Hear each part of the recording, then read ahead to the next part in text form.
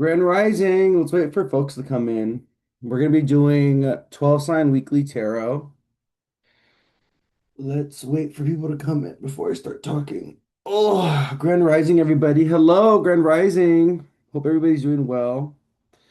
We're going to be pulling some tarot cards this morning. I actually haven't done 12 sign tarot in the last 2 weeks. I think I did do it 2 weeks ago, but I didn't post it to YouTube, so it's been something that I've been kind of like dropping the ball on, but we're picking the ball back up this week.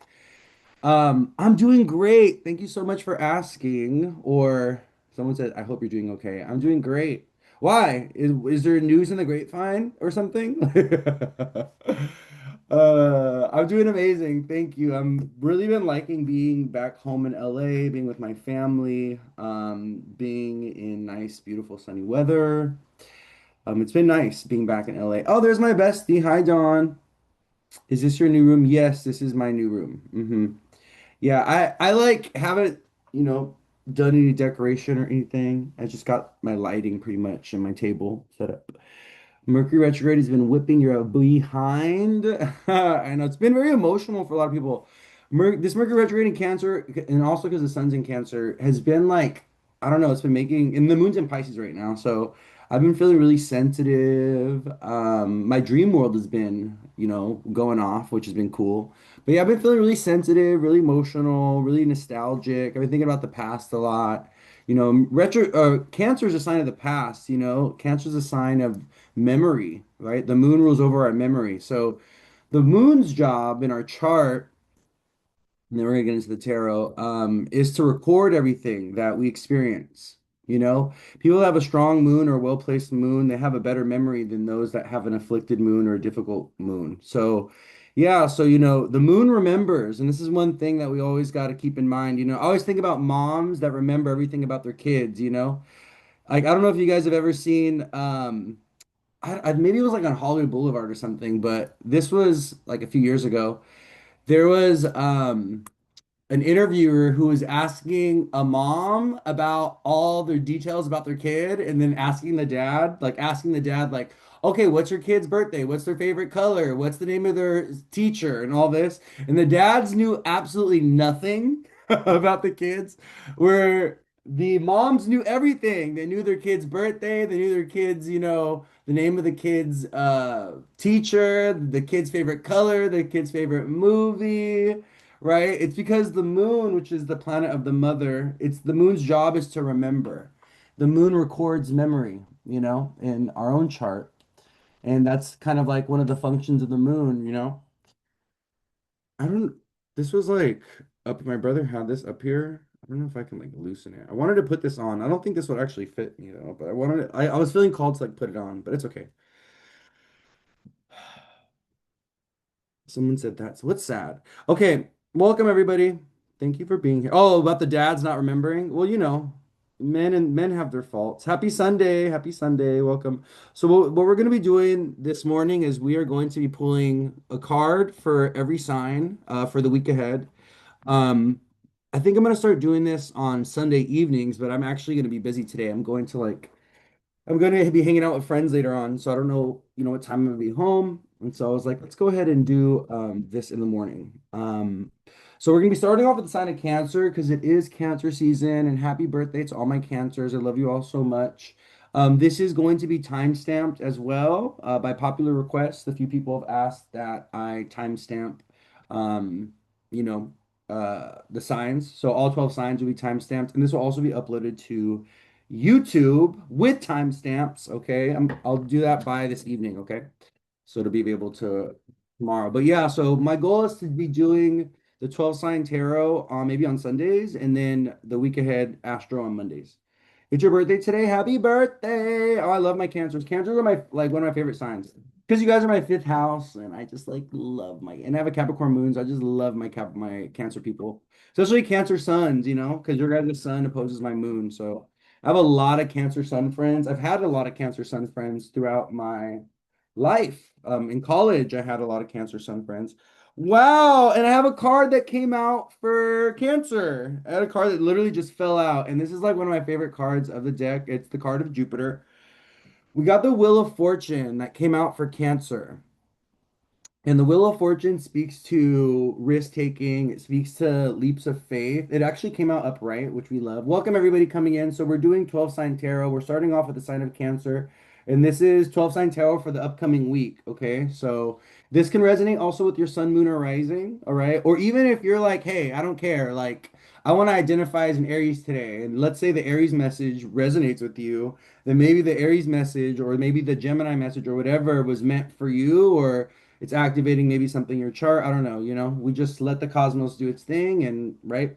So the Wheel of Fortune, right, for the sign of Cancer, this speaks to blessings, new beginnings, new opportunity. What I'm getting with Cancer with the Wheel of Fortune is needing to take a risk or needing to take a leap of faith. This is one of the things that, the Wheel of Fortune has a lot to do with. Cancer is a very conservative sign. Cancer likes to play it safe a lot of times, even though Cancer is a cardinal sign. They like to initiate things, like to begin things, right? And it's a very strong sign too, especially Cancer women. One of the things you'll notice with Cancer women a lot of times is they tend to be a little bossy, a little dominant, they like for things to go their way, you know what I mean? Like Cancer, opposite of Cancer is a sign of Capricorn. So Cancer can be just as controlling and just as dominant and just as rule enforcing as Capricorn can. And I always think of, Cancer as like the angry like the bear, the mother bear, helicopter mom, mother bear energy sometimes when it comes to Cancer. But with Cancer, there's tends to be like a very conservative. Welcome everybody coming in. So we're doing 12 sign tarot. We're starting with the sign of Cancer. And yeah, and I pulled the Wheel of Fortune for Cancers. So hold on, let me actually get going with this. I gotta write this down.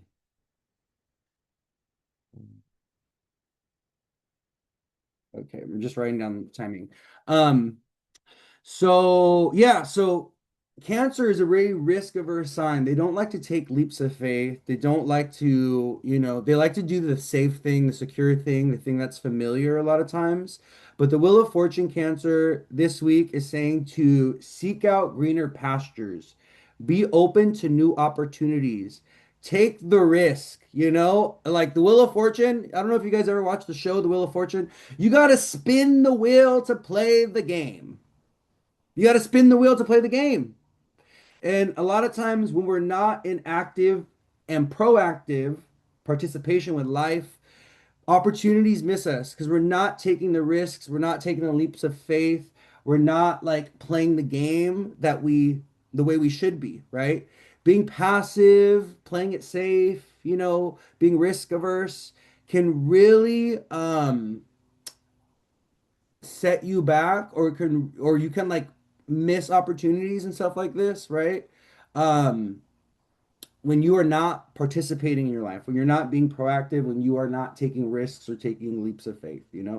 So if you are a Cancer, the message is for this week is you need to maybe seek out greener pastures, or maybe if you've been very bored or very exhausted with something, or let's say there's something in your life that's no longer working, that's no longer functioning, don't be afraid to take a risk, don't be afraid to make a change. Spirit is saying seek out greener pastures, seek out other opportunities, go outside, go in the world and just see what's available to you. The Wheel of Fortune really speaks to luck. It speaks to abundance. You don't The only way you get to experience luck is if you're playing the game, right? Like you only know if you're a lucky person or not if you go to Vegas and you go gambling. And if you win a lot, then guess what? You're lucky. If you don't win a lot, then you gotta maybe you don't have a lot of luck in the tank. You know what I mean? But the Wheel of Fortune upright, I love this for Cancers for this upcoming week. This really says that you need to try your hand at life. You need to reach for more. You need to try something different. And if you've been feeling called to expand and grow, if you've been feeling called to maybe even like go back to school, maybe you want to change your job, maybe your living situation, maybe you're like, I want to move across the world or something, right? Like, listen to that and don't be afraid to take the risk. That's what Spirit is saying. Like, do not be afraid to take the risk, to take the leap of faith, Cancer. Okay, with the Wheel of Fortune. This is a really beautiful card, by the way. This is one of my favorite cards in the deck because it is the card of Jupiter. It could also speak to fates turning, right? So if you've been going through a period of hardship or difficulty, we can have a reverse of fortune a lot of times when the wheel of fortune shows itself. Like all of a sudden things will just turn around and things will get better. So just be open and receptive to that as well. Okay. So that's for Cancer. All right. The next sign is going to be Leo. Let's go ahead and shuffle these cards. All right, Leo, let's see what Spirit has for you. Happy birthday to all my Cancers again, by the way. Everybody coming in, thank you for being here. We're doing 12 sign tarot for the week ahead. We're doing Leo next. We just did Cancer. We're gonna go through all 12 signs. All right. Leo, Leo, Leo. See what we got for Leo.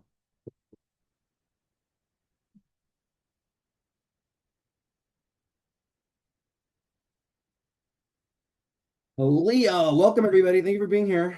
Good morning. Hope you guys had a fun, safe 4th of July. I had so much fun yesterday. I was like getting down. I was getting down. I went to a huge kind of like it was a concert, but it was like what is it called? Like a fundraiser type of concert, but it was so good. It was really, really good. Chris Stapleton, Smashing Pumpkins, Chaka Khan performed. It was all good. All the performers were amazing. All right, Leo, let's take a look and see. Gilbert, what's going on, bud? My dog's just been like biting and licking himself, and I don't know why. All right. The Three of Pentacles. Oh, so for Leo, Three of Pentacles this week. Spirit is saying to invest in community, to build with others, to be open to self-improvement, and to also understand, Leo, that you can't do it all by yourself. Okay. Leo's a sign that likes to be very independent. They like to call the shots. It's a sign of the leader, the boss, right? Leo can have a hard time working with others, though. Okay. Leo can have a hard time working with others. And the Three of Pentacles is saying to invite the energy of partnership into your life this upcoming week. Also, be open to negotiation. Three of Pentacles has a lot to do with contracts and has a lot to do with, you don't just take the first buy. You don't take the first offer. You're like, wait a minute, can I get a coupon? Can I get a discount? Is there some other option? We don't just go with the first thing with the first offer. We do a counter offer or we try to like negotiate or we try to barter. That's what the Three Pentacles is also about. Spirit is telling me, Leo, like just don't accept things or take things for face value. It's okay to negotiate, it's okay to interact, it's okay to talk it through, it's okay to work through something with someone. I don't know, the Three Pentacles is also giving me, maybe you want to like rebuild your connection, or maybe you're trying to fix something. The Three of Pentacles gives me Virgo energy all the time. It gives the energy of like repair and fixing. And so I think, Leo, this upcoming week, you could be called, or maybe you've been desiring to do this or something, to repair and fix something. It could be in a relationship, it could be your car, Mercury's retrograde, you maybe need to do some repairs. This could also be about improvement projects on home, real estate stuff like this, Three of Pentacles. But there's definitely this energy of partnership that's like, showing up for Leo. The need to improve the way that we build connections or the way that we partner with others, or maybe a need for like service work. I don't know. Maybe you can't do it yourself. Maybe you do need a service worker. Maybe you need an assistant. Maybe you need to outsource something, Leo, this upcoming week because you can't do it yourself, or that's not your area of expertise, or you need a professional. Three Pentacles is giving Leo needs a professional, okay, to do it. And that's fine. We got to be honest with the things that we're good at and the things that we're not. Okay, right? Like sometimes we can think that we know it all and we can do it all. And honestly, we all have our strengths and weaknesses. And being honest with our weaknesses is very important because we can go ahead and give work or hire people for things that we just can't do ourselves, and we'll do a Mickey Mouse job. Like I think about this as a lot with like when it comes like home improvement stuff. Like if you want to have it done right, you hire a professional, okay? If you want it done just because you want to get it done and you don't care about the outcome and it's more about an experimental thing, do it yourself, right? But if you want it done right, if you want it done immaculately, if you want it done in a perfect way, right, then you should hire a professional. Three Pentacles. But yeah, this upcoming week, Leo, Spirit is saying Be open to partnership. Be open to repair and fixing. Be open to letting others help you, Leo. Okay? Learn to receive help, to ask for help. This is another thing with Leo sometimes. Leo is like, I got it. It's okay. I'm good. I'm fine. Baby, you're not. You're not okay. You're not good. You're not fine. You need support. You need help. You need assistance. It's okay to ask for that. Okay? This upcoming week. 'Cause I feel like some of y'all Leos, you need some like support. You need some help. You can't do it all yourself or something, so you need to lean into partnership. Okay. Three of Pentacles. And if you need to go back to school or if you need to take classes or something, if you need to get that certificate, Leo, because it's you're on a career path and like you need that next thing to get to like where you need to go. Maybe you do need a certificate, maybe you need to take a class, maybe you need a mentor, a tutor, a teacher. Three of Pentacles. Okay, Leo, be open to that. Okay? Do it. Invest in yourself. All right, that was for Leo, Three of Pentacles. All right, the next sign is what's after Leo? Virgo. No, I'm kidding. I love my Virgos. My mom's a Virgo. So many people in my life are Virgos. Like Virgo haunts my dreams. It's my seventh house of partnership, and a lot of the guys that I've been with have had Virgo placements. And as much as that sign causes me grief, I also find that sign incredibly magnetic and I cannot help myself. I cannot help myself. I always end up with guys with Leo well, Leo placements too because I have Lilith and Leo. But Virgo placements, it's like the funniest thing ever. So let's do Virgo here. All right, let's see what we got for Virgo. Look at boo. Yeah, look at you. Look all you Virgos in the chat. All right, let's see what we got for Virgo. Spirit, what we got for Virgo? What's going on with Virgo? What guidance can we give them for this upcoming week? And this can resonate with your sun, moon, or rising, okay? Your best friend is a Scorpio. Yeah, Virgo and Scorpio they sextile each other, so they have a good relationship. If you actually count 11 houses away, the 11th house of friends, if you put Scorpio on the rising, the 11th house of friends is Scorpio, Libra, Virgo, right? Yeah, Virgo, Libra, Scorpio, Sagittarius is their second. So yeah, the 11th house of friends for Scorpio is Virgo. Yeah, because Scorpio has Leo in the 10th, Virgo on the 11th, Sag in the 12th, and then we got Scorpio, and then we got yeah. Oh no, I'm sorry. Libra in the 12th, and then Scorpio and then Sag in the second. So yeah. So Virgo is Scorpio's 11th house of friends. Quite literally. All right. Yeah. This is, oh my God, I just put this together. This is why Scorpios are always trying to fix their friends and why Scorpios attract friends that need healing and also attract friends that are codependent. And you can really see Scorpio's karma with love because in the 12th house to Scorpio is Libra, the sign of relationships. And then opposite of Scorpio in the seventh house is Taurus, Venus. So the Venus ruled signs for Scorpio rule the seventh and the 12th. This is why Scorpios always deal with betrayal and mistrust and why, you know, the lowest vibration of them, they can start relationships in secret or they get themselves into some sticky situations with love where they end up with people that are already in relationships or that have a secret life. It's because Scorpio has Libra in the 12th. Venus rules the 7th and the 12th. This is also why why Scorpios, their lovers can become enemies. Their lovers can be hidden enemies or take advantage of them financially and get with them for money and resources. Scorpios love karma. I'm gonna do some posts on this. I'm gonna look out for a post today on Scorpio having Libra in the 12th and Taurus in the 7th. It's coming. All right, anyways, let's get back to Virgo. All right, Virgo. Let's pull your card. Let's see what Spirit has for you. Eight of Wands in reverse. This is giving right away when I pull this card, Eight of Wands in reverse. I was getting course correction.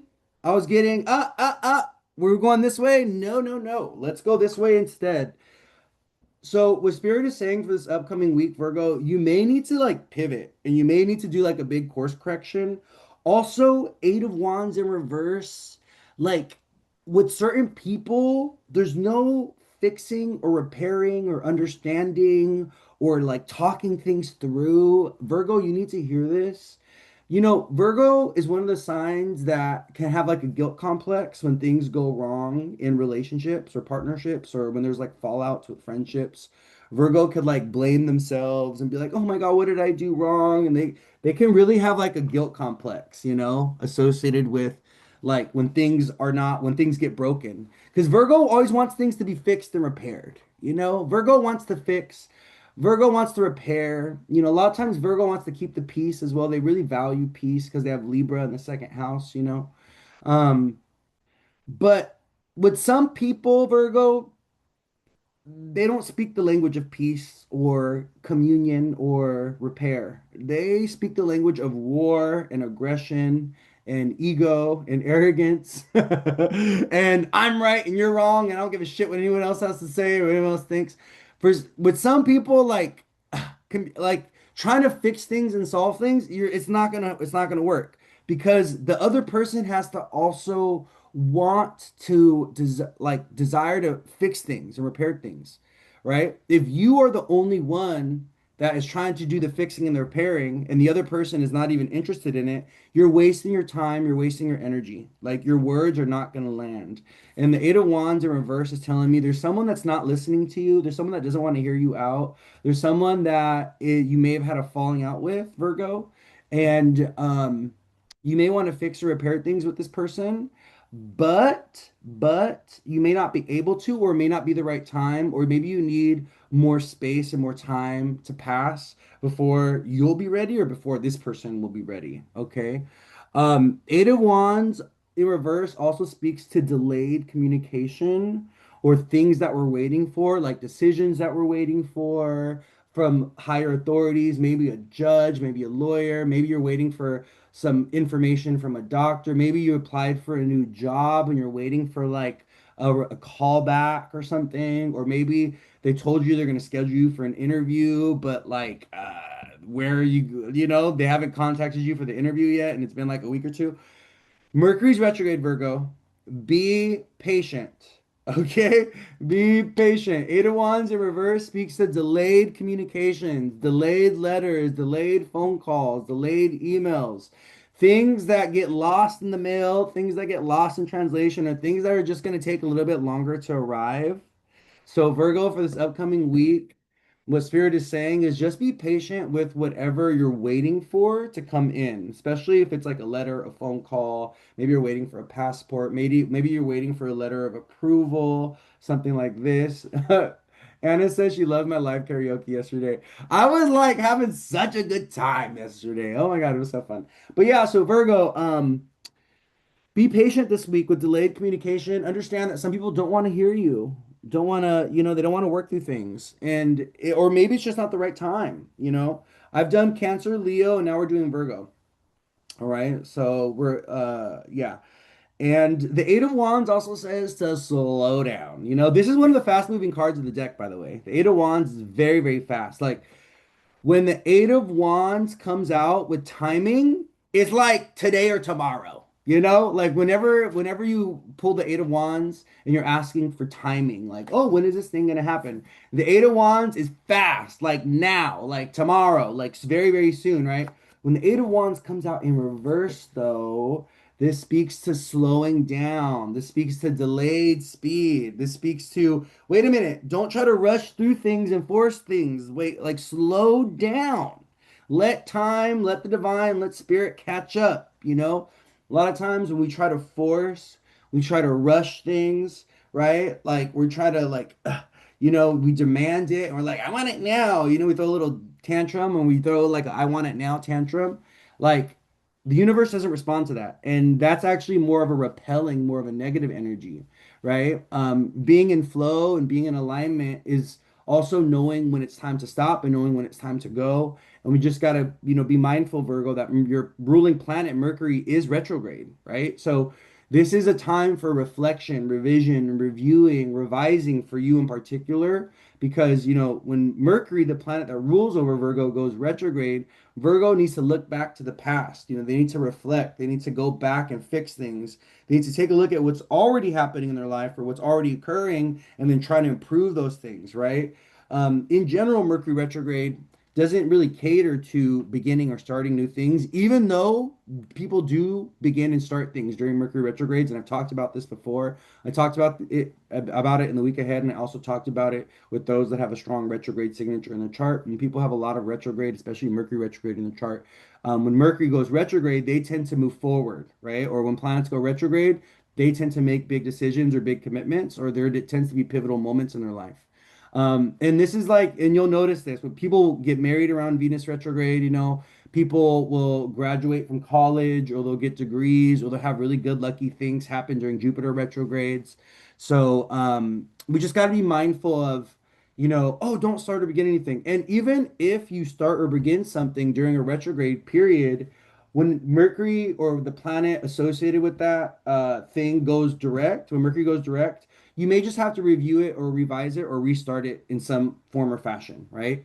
And that's so it's like starting things during a retrograde period doesn't mean that that thing is going to fail, but when the Mercury goes direct, you may need to relaunch or restart it in some type of way, or there may be something that happens where it's like, oh wait, I missed this, I dropped the ball on this. Let me go back and fix this and repair this so I can continue moving forward with this particular thing, right? So I just want you guys to keep that in mind because you know, astrology is not meant to deter us. It's not meant to limit us. It's not meant to hold us back. Like let's say a job offer comes in during a Mercury retrograde. Are you not going to accept the job offer just because Mercury's retrograde? No, you're going to say yes, right? Because maybe the retrograde is tied. Maybe that's what the Mercury retrograde is for you. It's that job offer, right? So I want you guys to keep that in mind because we need to have a better relationship with the planets and the stars and with divination, and we can't, have a fear-based relationship with it, and we can't, be like, oh, I'm not gonna do this thing just because the planets, right? When life is telling you, oh no, this is the correct timing for this thing, right? Even though the planets are retrograde or whatever, right? We just got to honor the timing of life and we got to have discernment with that, right? So, all right, Virgo. So yeah, Eight of Wands in reverse, Virgo. It's not your job to always fix or repair things this week with people. If people don't want to listen to you, they're not in a space of wanting to fix or repair the connection, the relationship. Let it be what it is. Let time pass. Sometimes all people need is time and distance and space. Honestly, I really am a firm believer that sometimes relationships, all they need is distance and time and space from each other. Right? To like get back to our senses and to get some perspective and to kind of like clear energy out between two people, and then we could come back together at a later date, right? And then the Eight of Wands is also saying, delayed communications, delayed phone calls, delayed emails. Just anticipate that this week. You may be waiting around for something, and you may need to exercise patience this week. And let me tell you, Virgo, patience is not your strong suit. Virgo is a very impatient sign because they have Capricorn in the fifth house. Um, yeah, so Virgo does not like to wait. Do not leave a Virgo waiting. Okay, they do not like that. Also, if you think about it, right? Um, Virgo does have Capricorn in the fifth. Yeah. They also have Aries and Libra in the second and the eighth. So this is why Virgo is also very, when it comes to their money, when it comes to business, they're on it. They're like, pay me my money yesterday, okay? Because they have cardinal signs ruling their second and their eighth house, which has everything to do with resources. So Virgos, when it comes to money, resources, things like this, they do not exercise patience. And that's where they need to exercise patience many times. You know what I mean? And stuff like that. So, okay, that was for Virgo. Oh my God, I was just like spout. What was I talking about? Because that like went forever. Right, it's 9:03. Okay, the next sign is going to be Libra. Libra, Libra, Libra, Libra. We're gonna be pulling a card for this upcoming week. Oh, we're not recycling the cards. Okay, so once a card is pulled, it goes out of the deck. Hey Natalie, good morning. How's everybody doing? Thank you guys for being here. So we already did Cancer, Leo, Virgo, and now we're moving on to Libra. Okay. Libra, Libra. What we got for Libra spirit?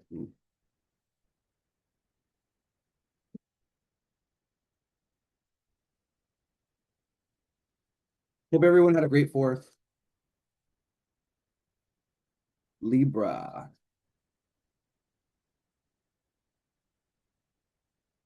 Divine timing. Look at that. Yeah, this can apply for kids too. Yeah, definitely. This can apply for everybody. For your children's. No, these readings are only for people 18 and over. No, I'm kidding. There's an age limit, age requirement for these readings. My kids are in the car asking. That's funny. Must be 18 or older to get a reading or for this to apply. Only applies to people 18 to 36. No, I'm kidding. Oh, this could be for your sun, moon, or rising too. Okay, so this is for Libra. Let's take a look at what we got for Libra.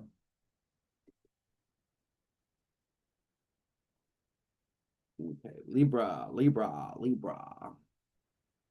The Nine of Cups in reverse. Ah, Nine of Cups this week. So let me tell you, Libra, if you've been feeling doubtful, if you've been feeling pessimistic, let me show the people the Nine of Cups in reverse, Nine of Cups in reverse.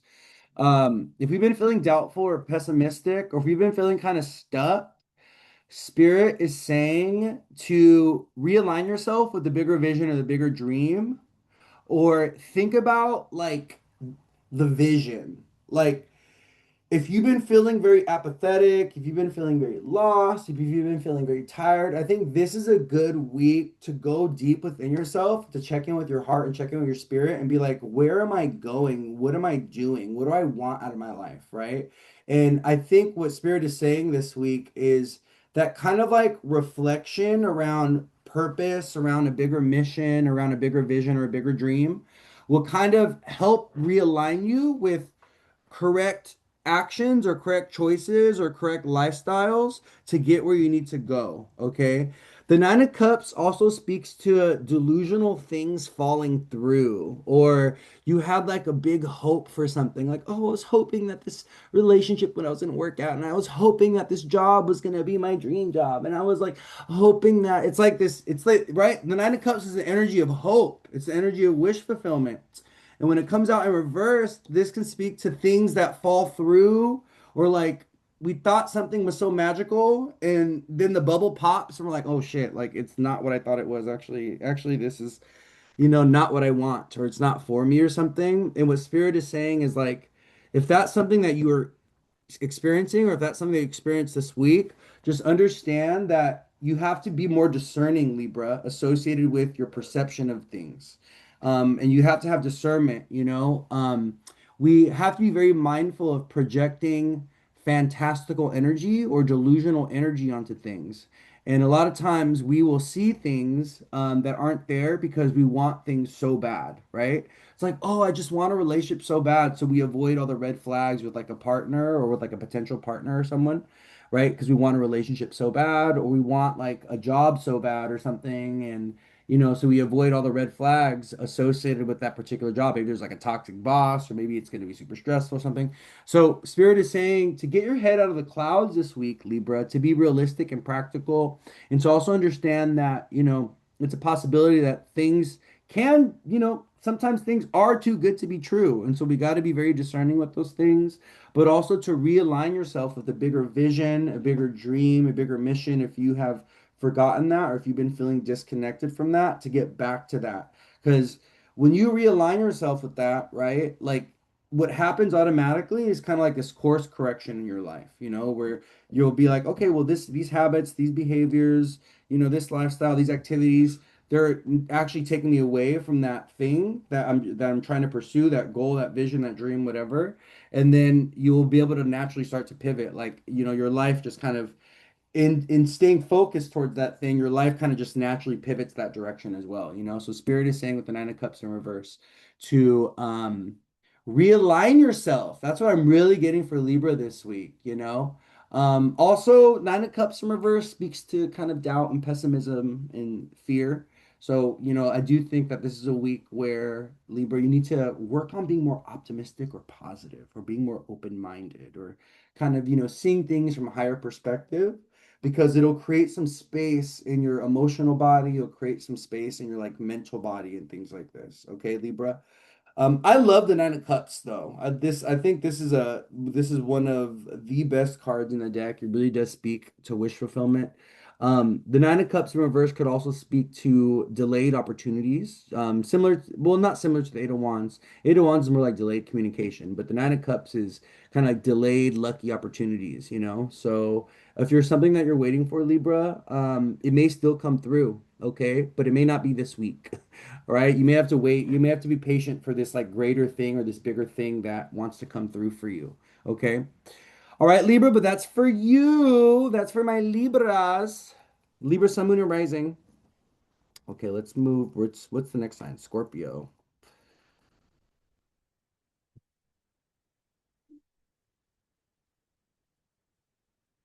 Nine of Cups in reverse. That was for Libra. Hey, Julie, what's up? Hey, everybody. All right, so we're doing Scorpio next. Scorpio, Sun, Moon, and Rising.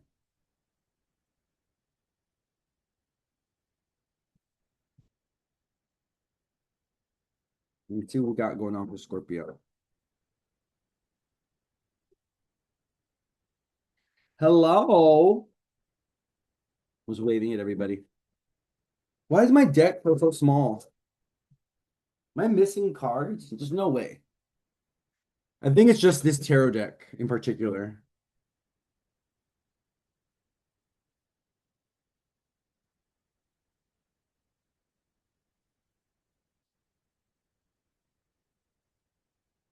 All right, Scorpio. Let's see what we got for Scorpios for this week.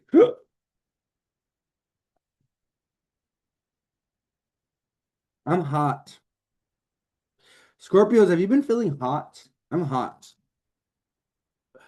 I feel like I don't know if it's like passion, frustration, anger. I don't know. I'm feeling like a very hot energy with Scorpio. Scorpio, I don't know. It feels like some of y'all are just, I don't know.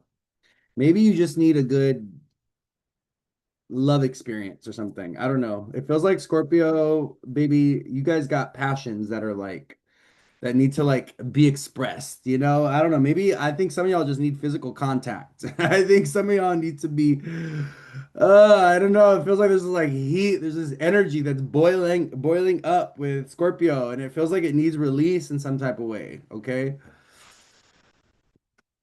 Three of Swords in reverse. Who hurt our feelings?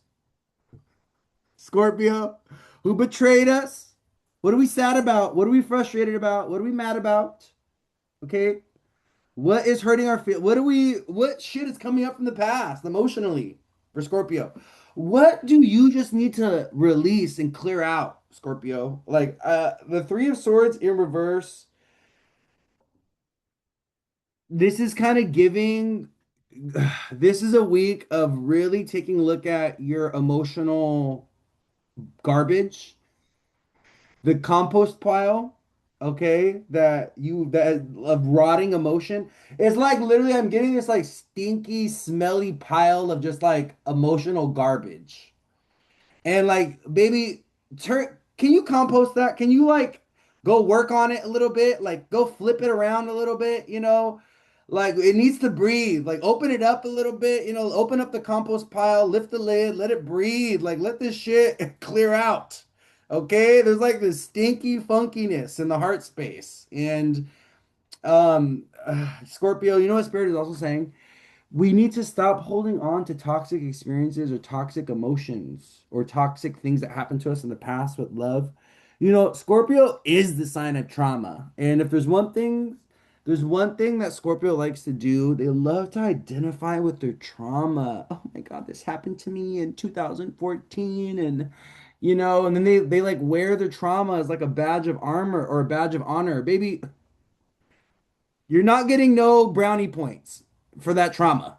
Okay. You're not getting no, like no one's congratulating you for your traumatic experiences. Okay. Like you need to let it go. You need to take off that badge. You need to release it. You need to move past that. You need to stop don't identify with this crap. Okay. Because let me tell you what happens when you take traumatic or difficult experiences like betrayals and stuff like this, when you take it into your person and you hold it close to you and you're like, this is mine, I want to keep this, You know what happens? You end up manifesting those situations again and again and again. Okay? Like what actually happens is those energies like continue to manifest. They project outwards, and then you will find yourself in like a negative feedback loop with you're experiencing the same shit over and over again. You're ending up with the same type of love experiences. You're ending up with the same type of friendships. You know, you keep getting betrayed. You keep getting your heart broken, right? So the Three of Swords this week is really saying, especially in reverse, it's really saying, Scorpio, we need to like vent out whatever pent up emotion. It may be sadness, it may be anger, frustration, it may be betrayal, it may be, longing and loneliness. Scorpio is a sign that can feel very, very lonely, and they could, long for a partner, and they're very fantastical. Scorpio is a very romantic, fantastical sign. They're very dreamy, but they are very delusional when it comes to love. It's because they have Pisces in the fifth house of love. Scorpio has Pisces in the fifth house of love. This is why they really, when a Scorpio's in alignment, they will treat their partner like an angel. Like they will, like Scorpio is loyal and devoted, and when they're really in alignment, they're like the best partner because the Pisces in the fifth house, like they give their partner unconditional love and compassion, and they also make really good parents. Scorpios that are in alignment can make really, really good parents. Um, but you know, they do have their toxic qualities, right? They can be very jealous and very possessive, and because of their trauma, they could be very mistrusting, and they could bring a lot of bullshit, or they could project a lot of bullshit from past experiences into the present, right? Into onto partners or onto friends or onto people that don't even deserve that energy because those people had nothing to do with what the person in the past did to you, right? So I think it's really important, Scorpio, this week with the Three of Swords in reverse, you take a look at what's going on within you emotionally. You take a look at what's happening with the heart space and you honor those emotions. This could also be about grief. This could also be about, loss, Scorpio, Three of Swords in reverse. This could also be about disappointment with things, like things didn't work out the way that you hoped, and things had like a sad or tragic ending or something. And you need to hold space for that. You need to hold space for the grief. You need to hold space for the mourning. You need to hold space for the loss. You need to hold space for whatever you endured, whatever you went through, right? And let it move through you. Don't hold on to it, okay? Because when we go through those experiences, right, we're not meant to sit in them, you know? Like when someone passes away, right?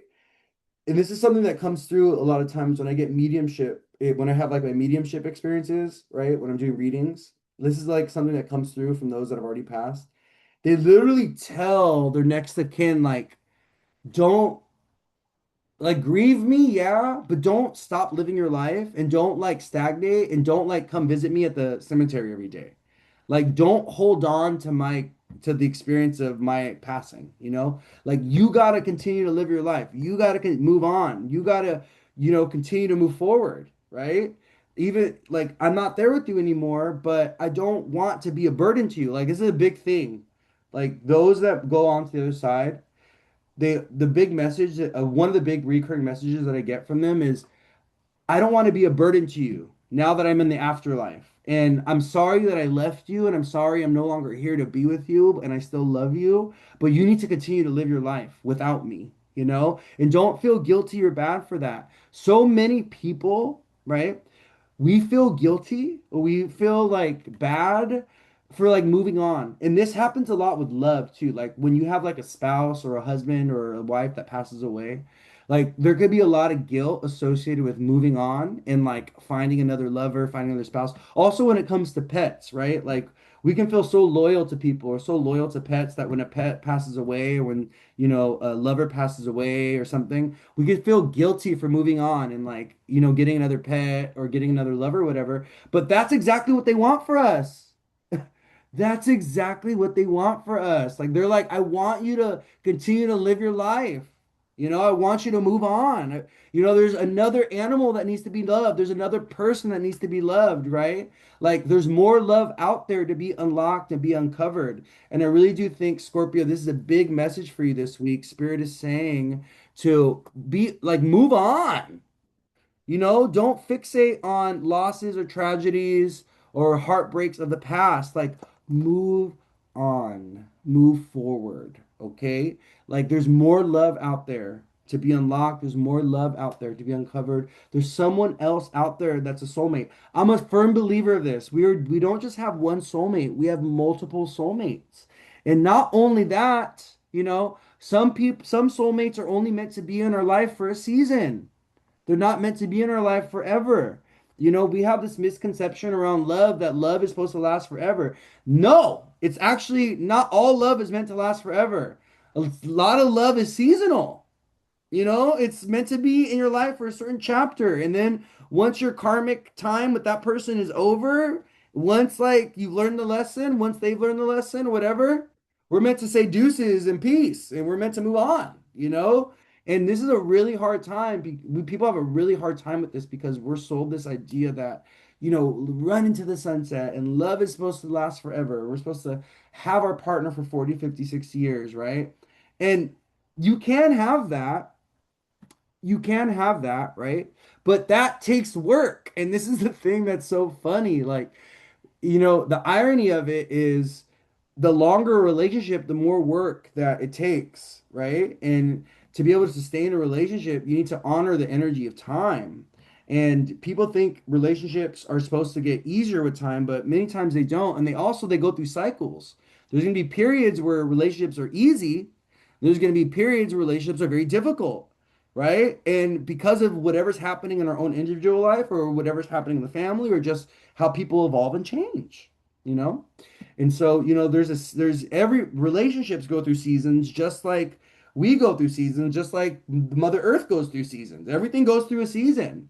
And being able to honor the season that a particular thing is in is super important because sometimes we're in a season of death and rebirth. Sometimes we're in a season of destruction. Sometimes we're in a season of joy and fun and growth and expansion as well, right? But the sun can't always be out, right? The darkness will come. That's the guarantee. We just got to look to nature to learn these things, right? We can look to what the sun and the moon do every day to learn these lessons, right? Like, right? Like, this is why, I don't want to bring up the Bible, but this is why Jesus says you look to the animals, you look to nature to learn. And nature and the animals will tell you everything that you need to know about the laws of the universe and about the way that this reality works. So Three of Swords for Scorpio for this week, baby, move on. But also grieve and mourn and like you know like let these emotions out. I don't know. I think the last message for Scorpio is, listen, I'm gonna be honest with you. Maybe some of you need to set your foot down with somebody this week. Maybe some of you just need to let out this frustration and irritation that you're having with someone. Maybe you do need to have a conversation, Scorpio, with someone about boundaries. Maybe you do need to be honest with someone and let them know, hey, you know what? When you did this thing, you said this thing, that really hurt my feelings. And that really disappointed me. And I'm not okay with that. And we need to fix this, or moving forward, this cannot happen again. Or you need to like put your foot down, Scorpio, associated with the way that people are treating you, the way people are talking to you, things like this, okay? Because I really do feel like, Scorpio, there's an element of like frustration or disappointment or irritation, and I really do think that you guys need to like be open and honest and forthcoming and not withholding with what's going on in your heart space, okay? That's for Scorpio. All right, what's after Scorpio? Sag? Oh, my troublemakers. Whenever I get to Sagittarius, it's like I'm talking to the bad kids in the classroom. I'm talking to the mischievous bad kids that have ADD. Well, I don't want to say that, that ADD is mischievous, but you know what I mean? Like the restless kids that like can't sit still and they're like they don't want to listen and they're just like talking. They start talking in the middle of the class and they're the class clown. That's Sagittarius. Okay. Sag is the class clown. Okay. That's Sag, the cool kids. Sag is also one of the cool kids. They're like, "Ah, I'm too cool for school." Uh, they're like the cool athletic kids. Like, they're all what they want to do, right? they're just trying to get to baseball practice after they're just trying to make it through school so they can get to baseball practice, so they can get to dance class, so they can get to, to what is it? The long what was that? Track, They want to do track and field. They need to get to the track and field afterwards, after school, whatever. That's Sag. Someone said don't do that to us. Very messy for them. Sag just be on their own escapades, yeah. Sag rising here, and I have always been a runner since high school. Yeah. All right, let's go ahead and tap into Sag. Let's see what we got coming through for Sag. He's a runner, she's a track star. You guys should also pay attention to the cards on the bottom of the deck because sometimes these cards can be giving you a message. Sometimes it happens for me too. Like when I'm shuffling, there'll be like a card on the bottom of the deck. I'm like, oh, that card's a message for me. All right. Making jokes about everything. Yeah. We love Gemini and Saggies. They have like such good sense of humor. Like some of the best. They're so funny. They're really good signs that they lighten up the mood. They lighten up the energy of the room all the time. I love Sag Gemini energy, especially when it's out in the world and partying and having fun. Like Sag energy, Sag and Gemini energy really light up a room. All right. All right, let's go ahead and pull a card. Let me actually, I don't know why. Like, I feel like I have to shuffle the cards again. Let me just shuffle again. Out of spirit, tell me to shuffle the cards again. I'm feeling the energy of needing to shuffle.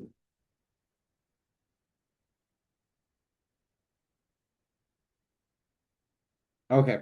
All right. This is the card right here. The Empress upright for the week ahead. We love this. The Empress is about, I mean, the Empress is telling me y'all are feeling yourselves. This is about expansion and growth. This is about reaping the rewards of your work. This is about abundance. This is about celebration.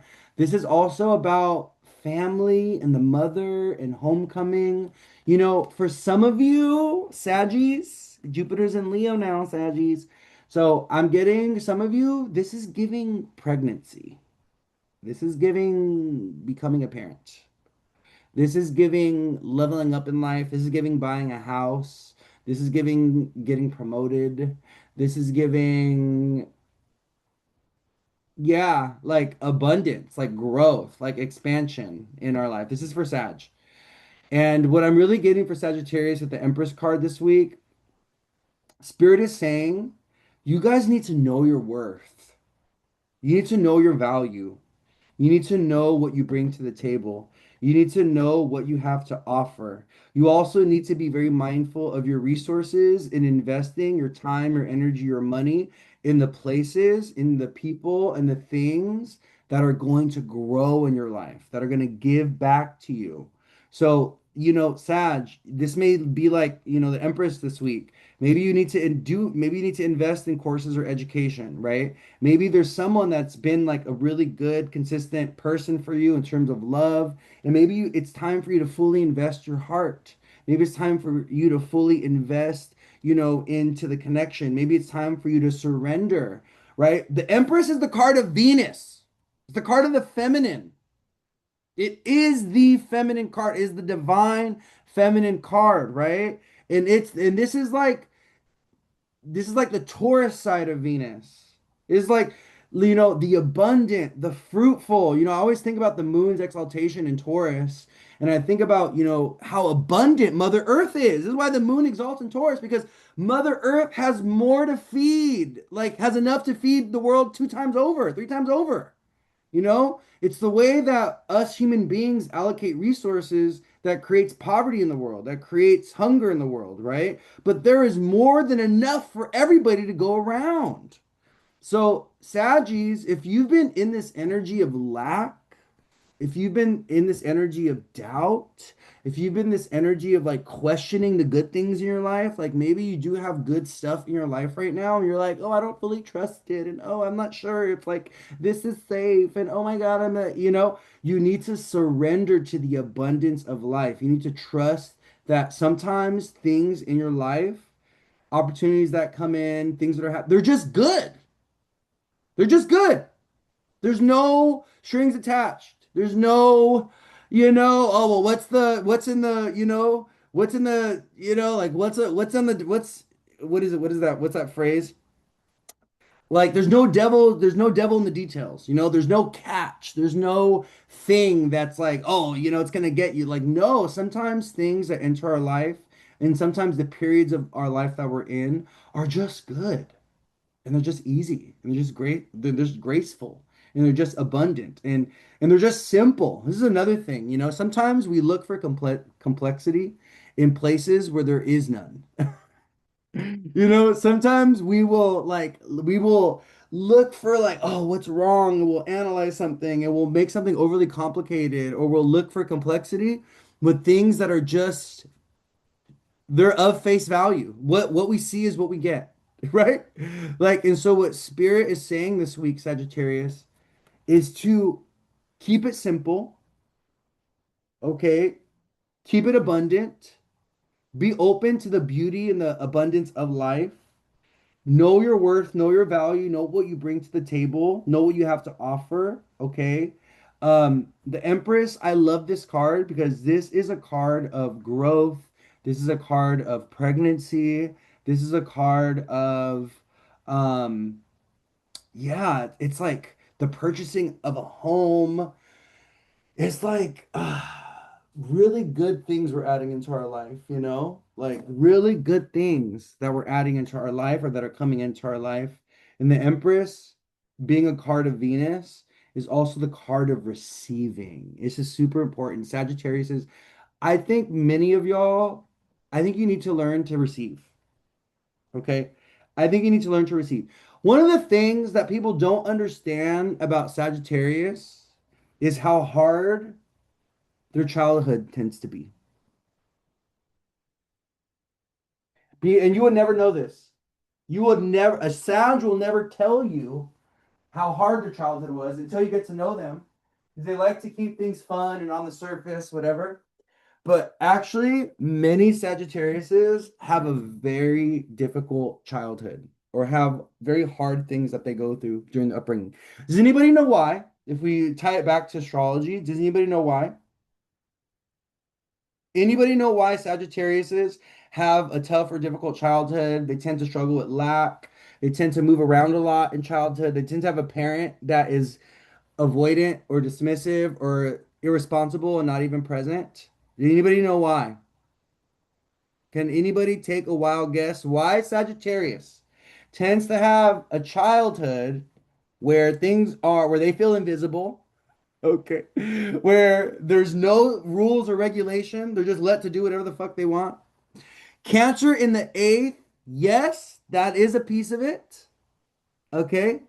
Yes, that is a piece of it. But it's because Sagittarius, if you put it on the rising, in the second house, they have Capricorn. In the third house, they have Aquarius. So the second and third are ruled by Saturn.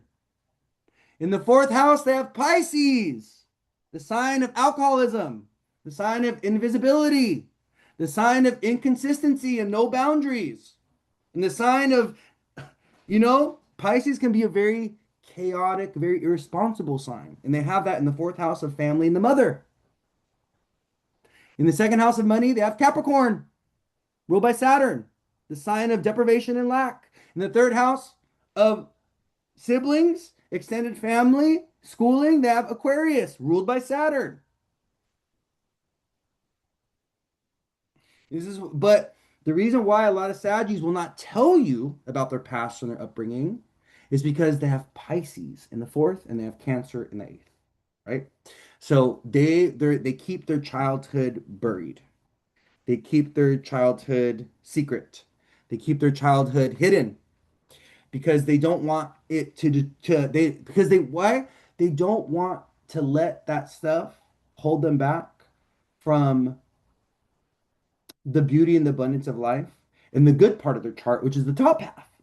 The top half of the chart is the fun side of the chart, you know? So this is why, if you look at the top half of Sagittarius's chart, right? On the top half, what do they have up there, right? They have after Cancer in the eighth, they have Leo in the ninth, right? They have Virgo in the 10th. They have Libra in the 11th. This is why Saggies have tons of friends and they love their friends, and their friends could be really good influence for them because they have Libra in the 11th, you know? Sag rising, actually, if you really understand Sag, if you really look at the chart based on the signs that rule the houses, Sag rising is a very difficult rising sign. It's actually a very difficult rising sign. Um, a lot of people don't know this, you know, because they just, you know, people don't understand astrology the way that I understand astrology, you know? And because of the amount of readings that I do for people, I really know the signs very, very well because I do tons of readings. I've been doing tons of, since, you know, since 2001. You know what I mean? I know these signs like the back of my hand because I do tons of readings. It's my experience, you know what I mean? And honestly, I'm gonna say this. I think the reason why a lot of astrologers are so mediocre, I'm gonna say it, I don't give a shit, is because they don't do a lot of readings and they're disconnected from everyday people.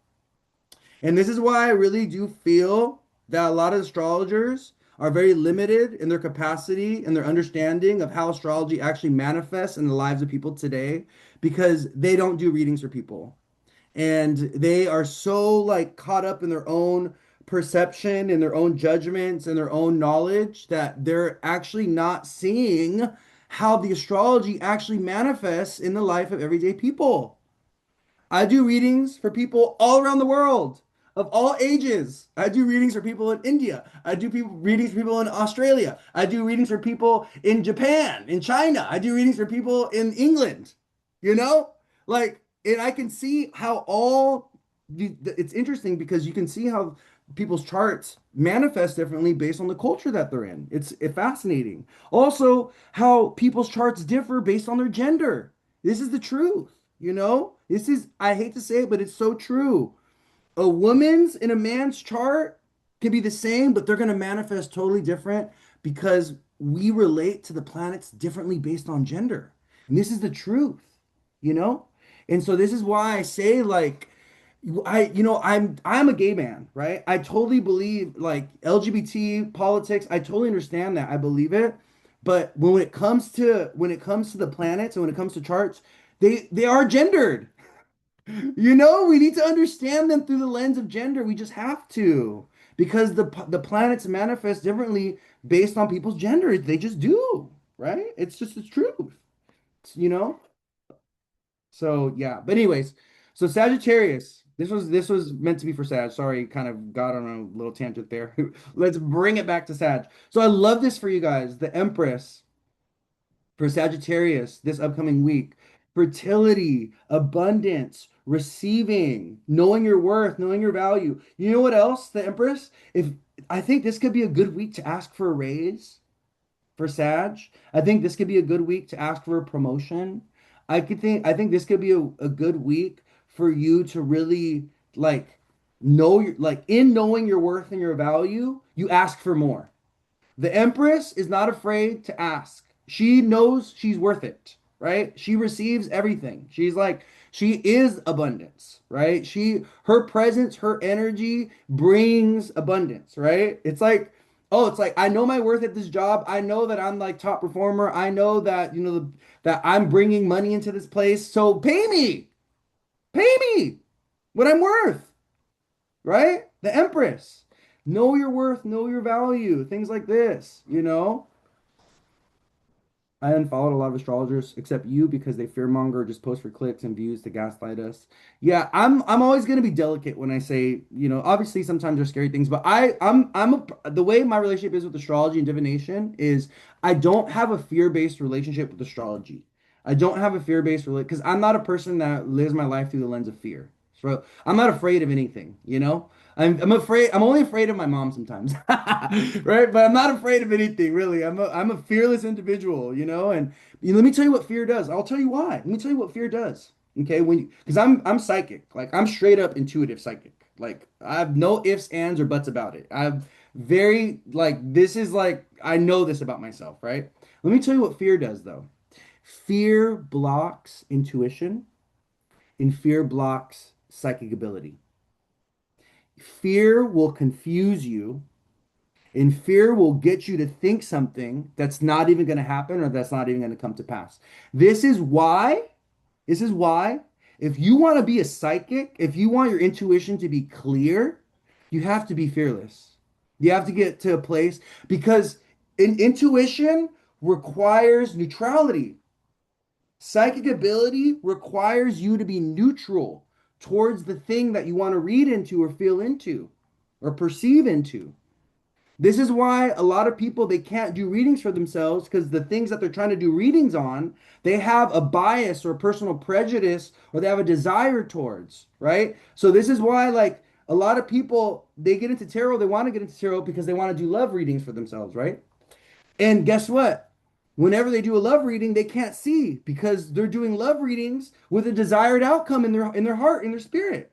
They're like, oh, they're reading cards on this person. Oh, like, I want this person to work out. I want this, I want this relationship to work out for me, right? But because they have that desire, they're not seeing that the cards are telling them, hey, this is not the person for you.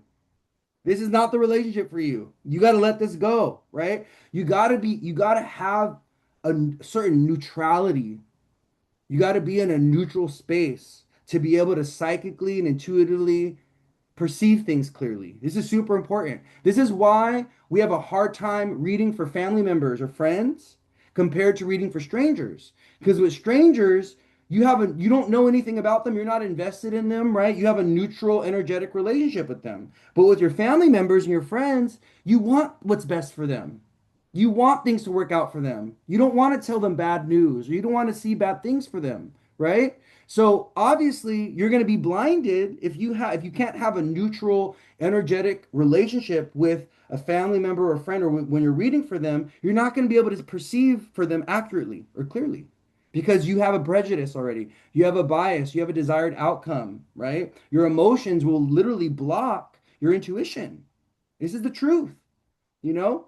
That's why it's like in me knowing this, this is why I can't let fear or anxiety cloud my judgment as a reader. This is why there's certain things that I go to other people to read for me on because I already know that I have a really strong emotional attachment to this thing, or I have a strong emotional attachment to an outcome. So I won't read on it for myself, you know? I'll go to someone else to have to, but I like nowadays I don't really there's very few people that I consult for readings for myself. Because I've gotten to a certain level with my on my own spiritual journey with my own craft that I could read on things like no problem for myself without bias, without prejudice. And I could see through things. I'm very like the cards speak to me very clearly. And my spirit team is very they're very clear with me. And when they want to show me something, even if I'm like, oh no, I don't, that's like not what I want to see. Like I can be honest with myself and clear enough to accept whatever they want to show me, even if it's not something that I like, right? So, all right, anyways, let's move on. One, two, three, four, five, six. All right, we're gonna do Capricorn next. Gotta write down the timing here. All right, Capricorn, let's take a look and see what Spirit has for you. I have a reading to do. Like, oh, I'll be done by then. I'll be done by that time. I have a reading to do at 11, so it's 9:40. I'll be done before then. I'll be done before then. We started around like 8:30, so we've been here for about an hour. I yeah, I need to like these little tangents that I go on. I like sharing, my insight with you guys, though, or sharing my process with you guys. Especially because many of you also, you want to get into tarot and astrology and things like this. So I think, me having these little moments, going on little tangents where I'm sharing insights into like how to read cards or how to, be clear with intuition. I think it's good. I think it's healthy for you. All right, Capricorn, let's take a look.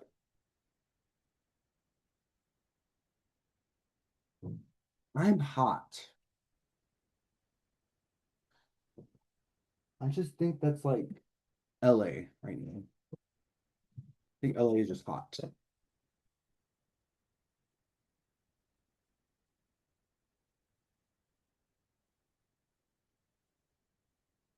I had to express to them. Let me go see what people said.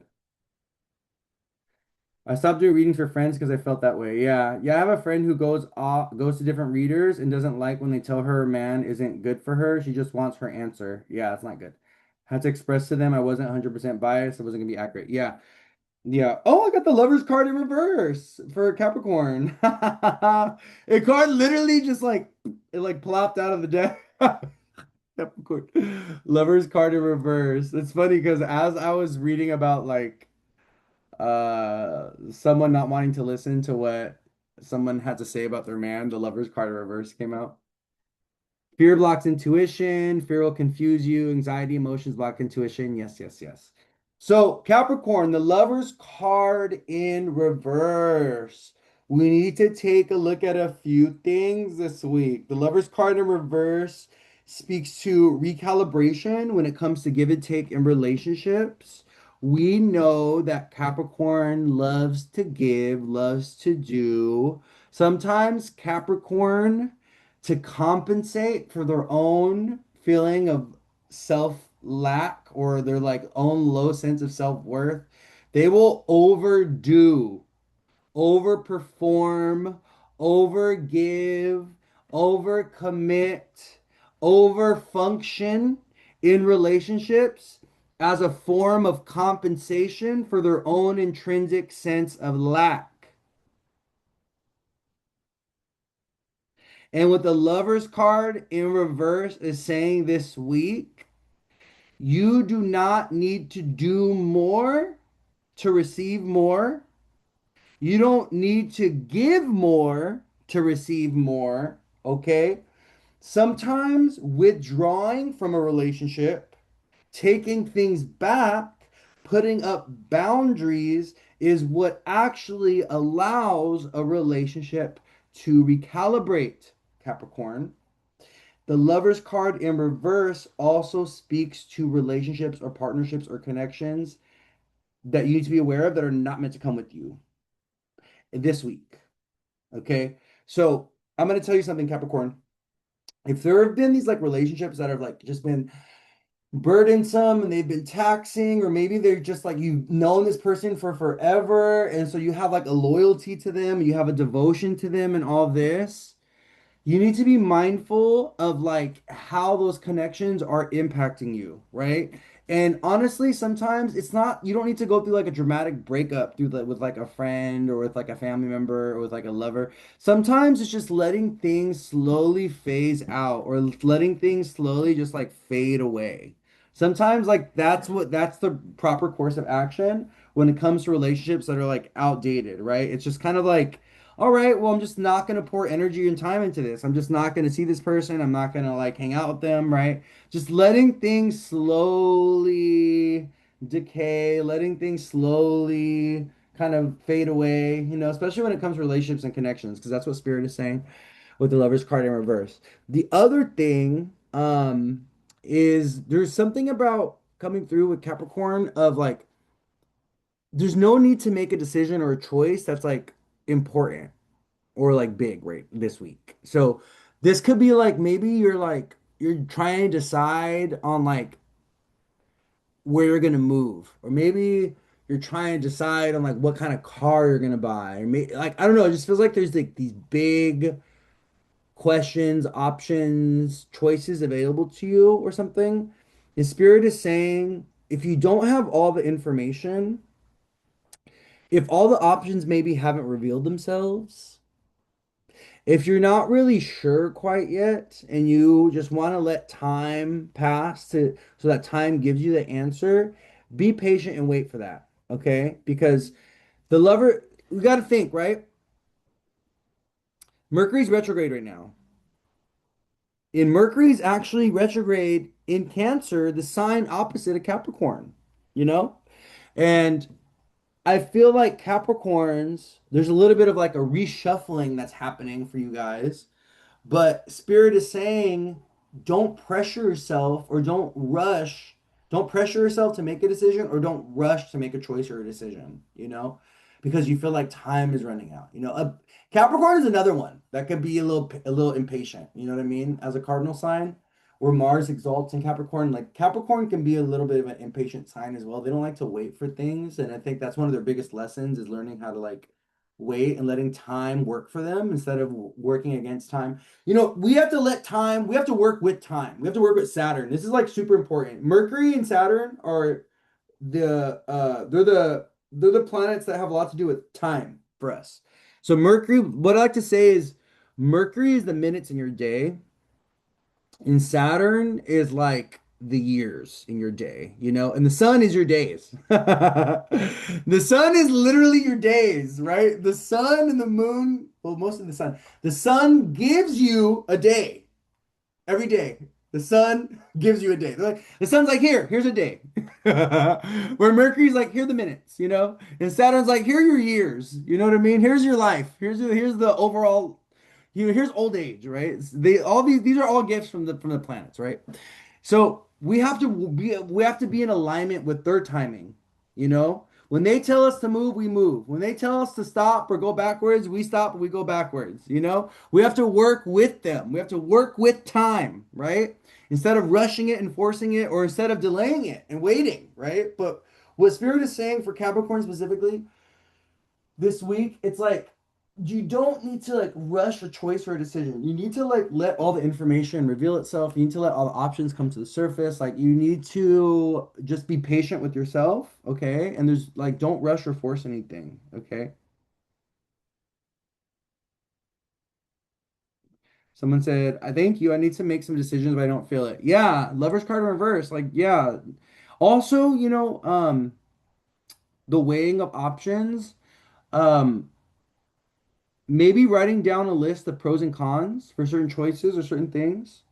Like what are the pros of this if I do this, or what are the cons if I do this, right?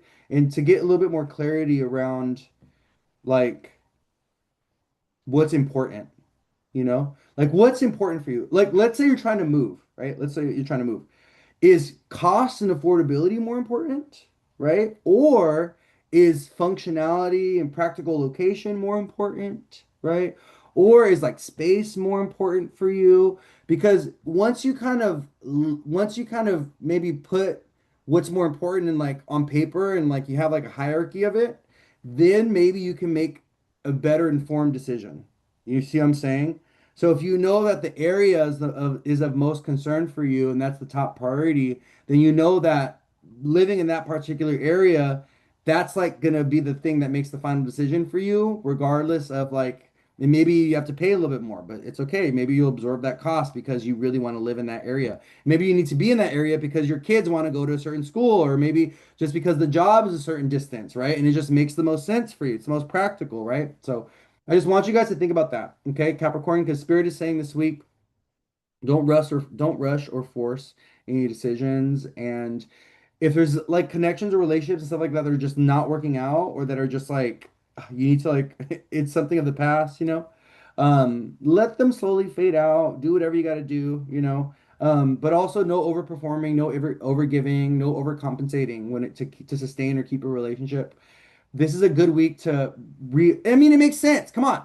Mercury's retrograde in the seventh place away from Capricorn, right? Like Mercury's retrograde in your guys' seventh house, technically, for Capricorn, Sun, Moon, and Rising, right? Like the sun is there, right? So it makes sense that the Lover's card in reverse would come out for Capricorn for this week, because this Mercury retrograde is literally about Capricorns recalibrating their relationships and trying to repair or fix things and connections, and trying to rebalance things, right? It makes total sense. It's very astrologically appropriate as well. All right, Capricorn, so that was for you. So we're going to do Aquarius next. Other troublemakers of the zodiac, along with Saggies. Sag and Aquarius, dynamic troublemaking duo. Okay, they're the other kids that don't listen in the classroom. They're rebellious. They don't even show up to class. They don't even show. Where are the little Johnny? Where you at? You're not. He was just there a second ago. That's Aquarius right there. Too cool for school, right? Too cool for school. Don't even show up. I got better things to do. I'm an adult. Aquarius, they're like Aquarius children are like little adults running around. Like they think they're so grown up. They just be like, they be 4 years old and they're already feeling like a teenager. It's crazy. Oh, let me like put this like this. There we go. Just, just all acting all grown up at a young age. You're always in detention. That's so funny. All right, let's take a look. Let's see what we got for Aquarius. So this is Sun, Moon, and Rising, okay?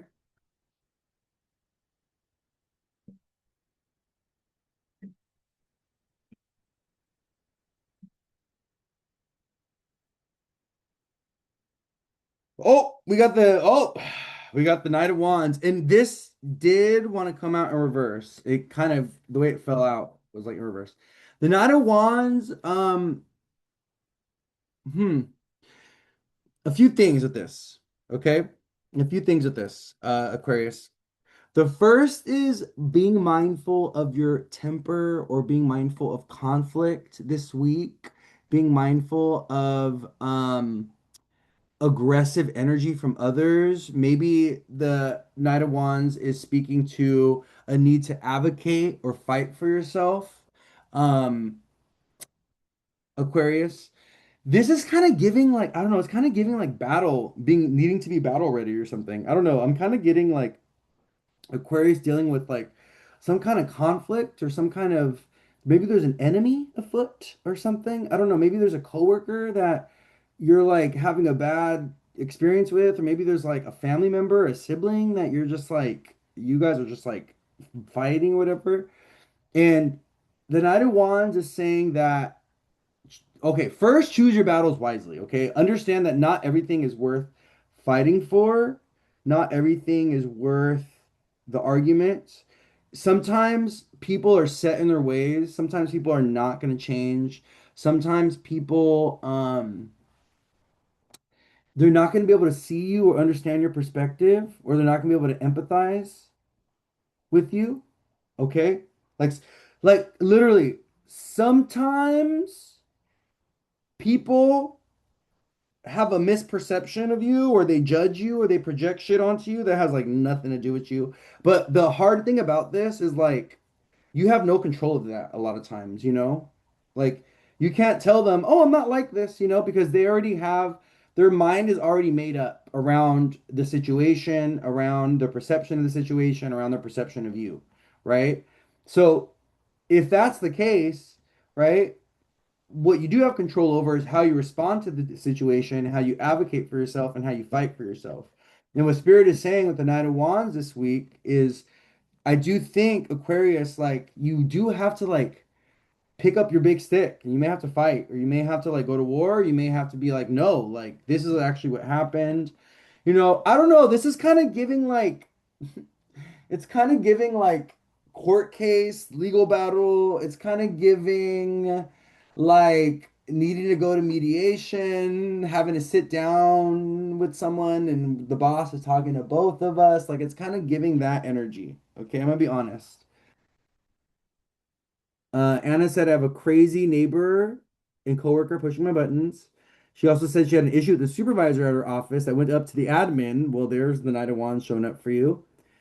The universe is having me put my throat chakra to use with everyone. Someone said, "Oh my God, spot on."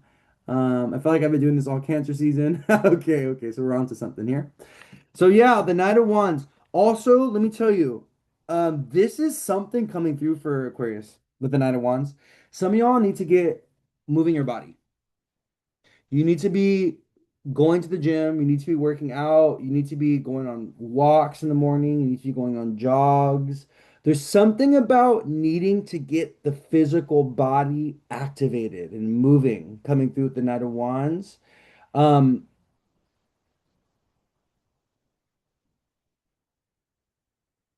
it's kind of giving like if we've been feeling like low, energetically low, depressed, we've been feeling sad, Aquarius.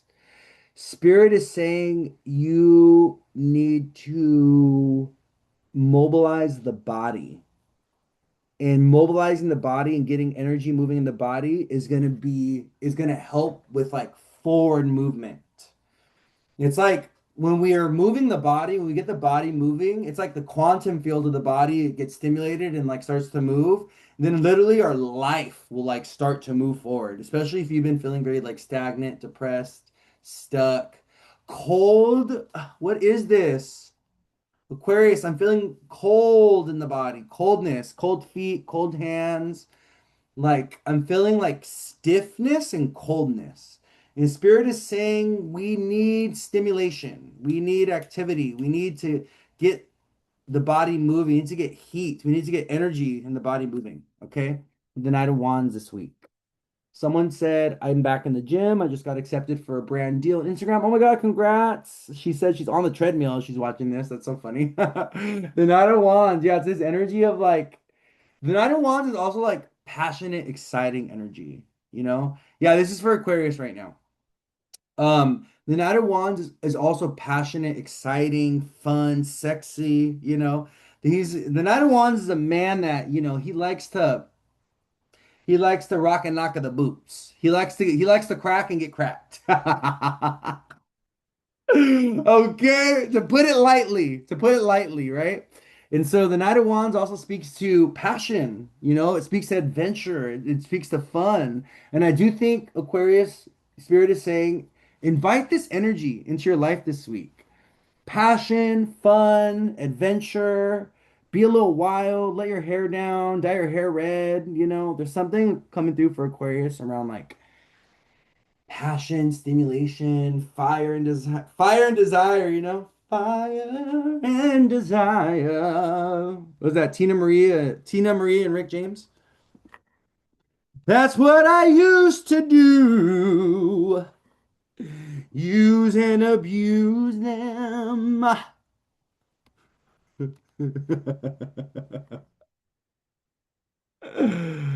Oh my God.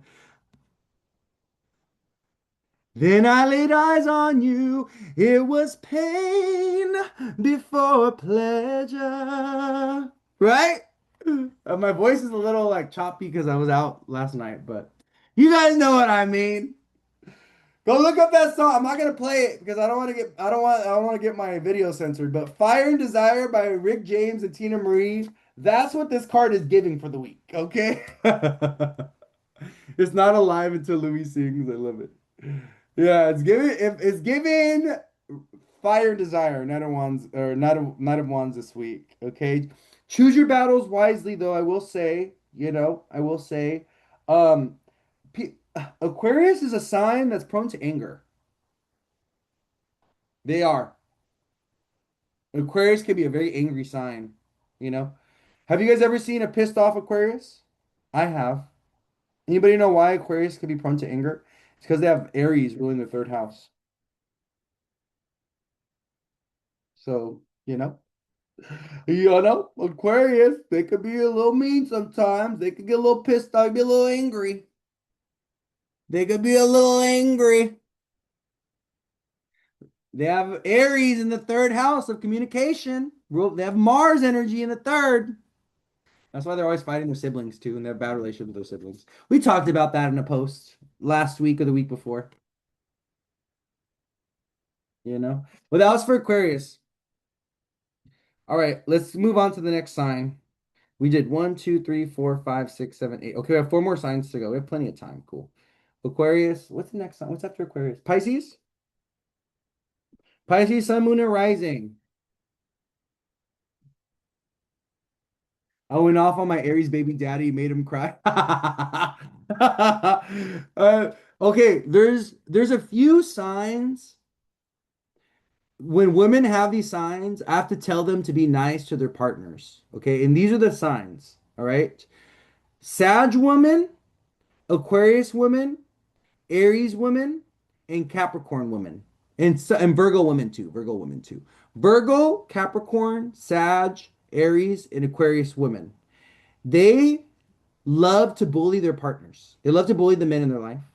They love to boss them around and be mean to them. And I've literally had to tell clients that have had a lot of these placements, I've had to tell them to be nice to their partners and to be nice to their husbands and to be nice to their kids. I've also had to tell them to be nice to their kids, you know? Because they could be a little mean, they could be a little bossy, they could be a little intense, these signs. You know what I mean?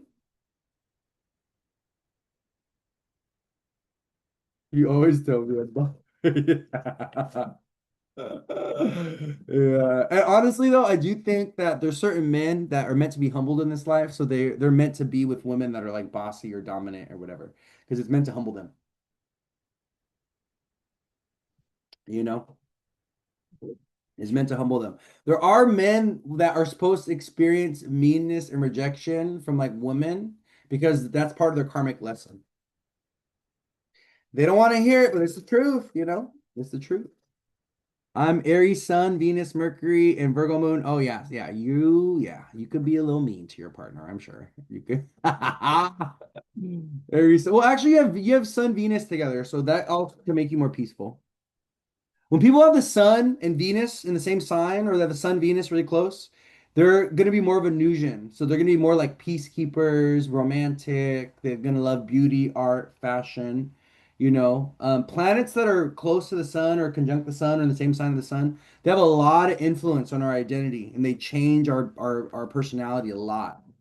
So when people have Sun, Venus together, they're gonna be more like Libra, Taurus energy. They're gonna be more peaceful, more kind, more romantic, more diplomatic, even if it's in Aries, the Sun Venus together is gonna modify the sun's energy.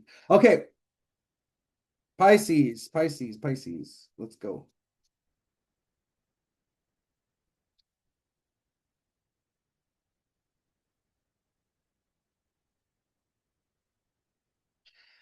The Chariot card in reverse. Wow. Okay, so this is giving right away. It's giving, which is so interesting because this just happened to me. It's giving needing to get, it's like homecoming, Pisces. Getting back to your roots, getting back to what's important, going back to the people that really love for you, care for you. Another thing that I'm getting for Pisces with the Chariot card in reverse is a need for withdrawal and a need for rest for Pisces, Sun, Moon, and Rising. The Chariot card in reverse is telling me this is a week where you need to kind of take a look at where you're putting your energy. And if you're feeling like tapped out and drained and exhausted because you're just feeling spread very thin, Pisces, you need to call your energy back. You need to like be a little bit more guarded or have like proper energetic boundaries with like maybe it's with kids, maybe it's with lovers, maybe it's with a job, maybe it's with your family, something like this. It's with spirit or even like with clients. I don't know. This is for me. This is a message for me now with clients. You need to have like better boundaries and you need to kind of protect your energy a little bit more so that your life and you could be like energetically sustainable, Pisces is a sign that gets tapped out very quickly. They can't be out in energetically demanding environments for too long because they get like drained. Like their energy is very, very whimsical. It's magical, it's beautiful. People love to swim in it, but it also gets tapped out very easily. And so, this is why Pisces needs a nap sometimes. Pisces, they need to just like go to the bathroom. If they're at a party, they need to go to the bathroom and just sit in the bathroom for like 10 minutes just to like recalibrate themselves energetically and just to like, clear the energy out, like it's really important. I always do that as a Pisces rising. If I'm like out partying or I'm at a club, I'll go to the bathroom and I'll literally like wash my face and I'll like reset myself and I'll just like take a moment of pause. I was just like, I need a breather, like I need a breather. I need a moment of silence. Like, that kind of like reclusive energy is really important for Pisces. And I think Pisces can really spread themselves so thin and then they get resentful and they get sick and they get ill and they go through these cycles of like burnout and stuff, right? Because they're not honoring their energetic battery and they're not honoring the ways that they need to sustain or re-energize themselves, which is usually in silence or in isolation. Pisces is a sign that really rejuvenates its energy in isolation, right? And so with the Chariot card in reverse, what I'm getting is with this upcoming week, Pisces, Spirit is saying is if you've been feeling very energetically like exhausted and like tapped out, you need to call back your energy. You need to like maybe just stay at home, or even if you've been feeling like very ungrounded, this is another energy I'm getting with Pisces, ungrounded, you need to like spend time in environments with people that make you feel safe and secure, that feel like family. The Chariot card is a card of Cancer, right? So this is like regrounding yourself and being in environments that really pour into you, where it's like not energetically demanding. It's like it feels comfortable, it feels safe, where people are not going to be like a burden to you, or you're not going to be in an environment that's like demanding your energy, requiring a lot of energy, things like this. That's what the Chariot card is saying.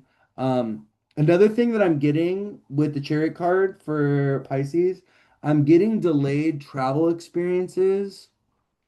I'm getting delayed activities, maybe even travel experiences, activities, or things like this falling through. Okay. So with that, with Chariot card in reverse, don't be surprised if there's like an appointment this week, or maybe you were gonna go somewhere and like all of a sudden, someone cancels it, or maybe it gets delayed to a future date. Maybe there's a concert you're gonna go to, and the artist is sick and now you're not going to be able to go to it. Something like this I have coming through this week. Okay. And the reason I think, okay, this makes sense because Mercury is retrograde, right?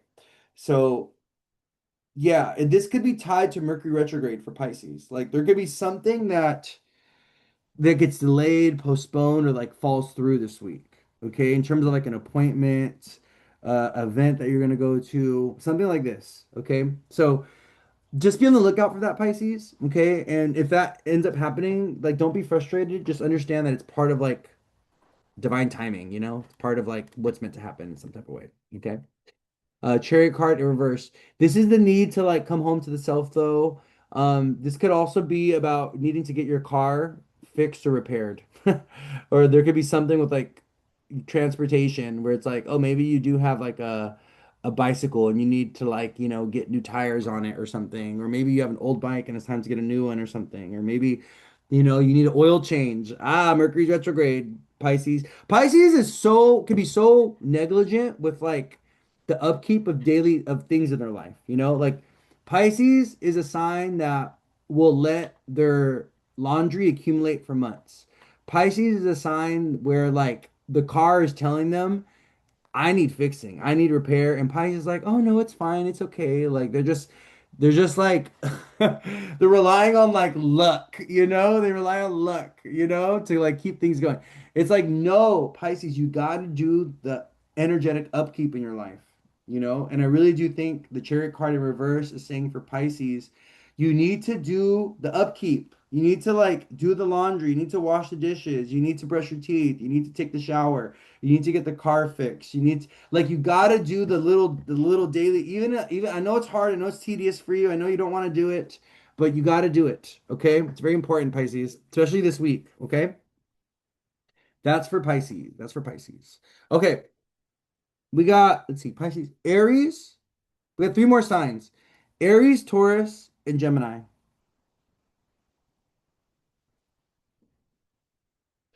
Aries, Taurus, and Gemini.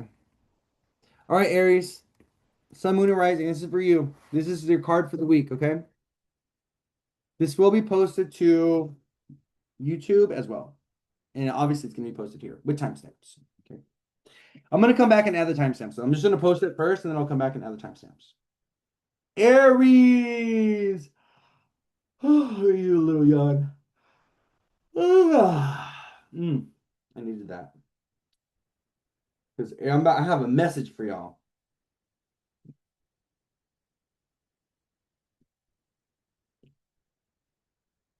You know what song just came to me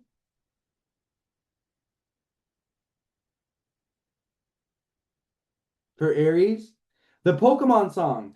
I wanna be the very best that no one ever was. Blah, blah, blah. To catch them is my favorite test. What? To ch To train them is my cause. Pokemon, gotta catch 'em. It's you and me. It is my destiny. Oh, you're my best friend. In the world we must defend. Like, okay, let me tell you why this song is coming on for you guys. Okay, before I pull the card for Aries, okay? Because you guys are going on an adventure. Spirit is saying you're going on a quest. You have like a task, you have a mission. There's something that you got to fulfill. There's something that you're moving towards. And you need to stay committed to like the plan and the vision, you know? And it's like literally an adventure. And the thing about it as well, there is like a big part of the adventure is the battles, the challenges that you have to endure, experience to level up your character so that by the time you get to the Elite Four, you have a well-trained team and you have good experience so that you know at the end of the journey, there's going to be a final boss at the end of the journey. You know this. There's going to be a final boss, and everything leading up to that final boss, everything leading up to that endpoint, everything leading up, okay, to the grand finale is training, is you getting the experience that you need to like level up your character so that you can like win at the very end, you know? So, Aries is a sign that does not like to lose. They are by far the sign that takes loss the worst, okay? They do not like losing and they don't like failure. Aries is a sign that can really be prone to self-defeat. And one loss, one deterred thing, they'll give up. They'll like, fuck it, they'll burn it all down, in a moment. They'll just be like, they're also impatient, right? So, Aries is a sign that many times will not see things through to completion because of their impatience, you know? And so what Spirit is saying, I haven't even pulled the card yet for you guys, but I will right now in a bit. But what Spirit is saying, Aries, is like you have to stay committed to the adventure. Like you have to see the quest through and you have to be open to the battles. You need to level up your character. You have to fight for yourself. And Aries is a fighter, right? For sure. But Aries, sometimes if they lose one fight, they'll give up. No. You take the L and you keep on going, You're not going to win all the time. This is just the truth. This is the fact of life. This is what Saturn teaches us, You're going to lose. You're going to fail. There's going to be times where things don't work out the way that you wanted them to. And you know what? You pick back up and you keep going. It's like that resilience, that determination, that resilience. These are qualities that are so good because like even in a battle, sometimes you could be like down 10 points. You could be down 3 goals, you could be down 6 runs, right? In like a game. And you never know. At the very last 10 minutes in the last quarter, you could come back and end up winning the motherfucker, you know? And so that's why you got to see it through. You don't give up. You don't just go ahead and you don't just throw in the towel. You don't just surrender because you never know at the last ringer, at the ringer of the buzz or when the buzzer is ringing, right? You could win. You could like come back and win. Like you never know. So you got to see things through to completion. You know, you got to play the game. You got to see the game all the way through. It's a very important message for Aries. Okay. All right. Let's pull your card. Hold on. The Six of Pentacles. Oh, this is asking for help. This is about give and take. This is also about Six of Pentacles is about imbalance in give and take. Over giving, overdoing. Okay. Um,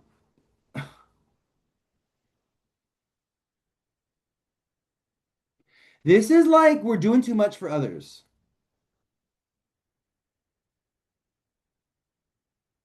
Six of Pentacles. This is about people taking more than what they deserve.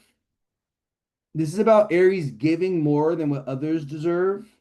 This is about Aries thinking that they can do it all themselves when they need help and they need support and they need to ask for help. Aries is a sign that is very like prideful. And they have a lot of pride around their individuality and around their own capability. Same with Leo. Leo could be just like this as well. The two fire signs that are very like this are Leo and Aries, right? And when it's time for Aries to like ask for help and ask for support and to receive, they can have a really hard time with all those things, with receiving, with asking for help and support, and things like this. And what Spirit is saying with the Six of Pentacles for Aries upright is like, be mindful of the give and take, and be mindful of what you need support or help with, and be mindful of over giving, overdoing, overperforming. I don't know. It feels like Aries needs better boundaries with relationships this week. The work this week for Aries is being mindful of boundaries. And if someone is overstepping your boundaries, you need to reassert them. You need to, defend them. You need to tell them, hey, you know what? This is not okay.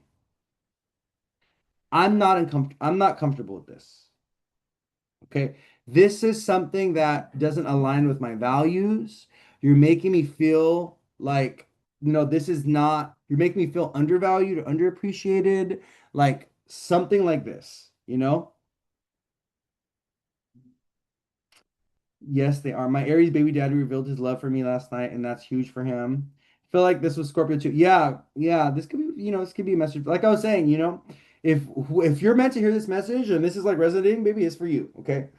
But yeah, the Six of Pentacles is saying that, this is about recalibration when it comes to certain relational stuff, like, what the give and take in relationships, and we need like better boundaries and stuff like this. And you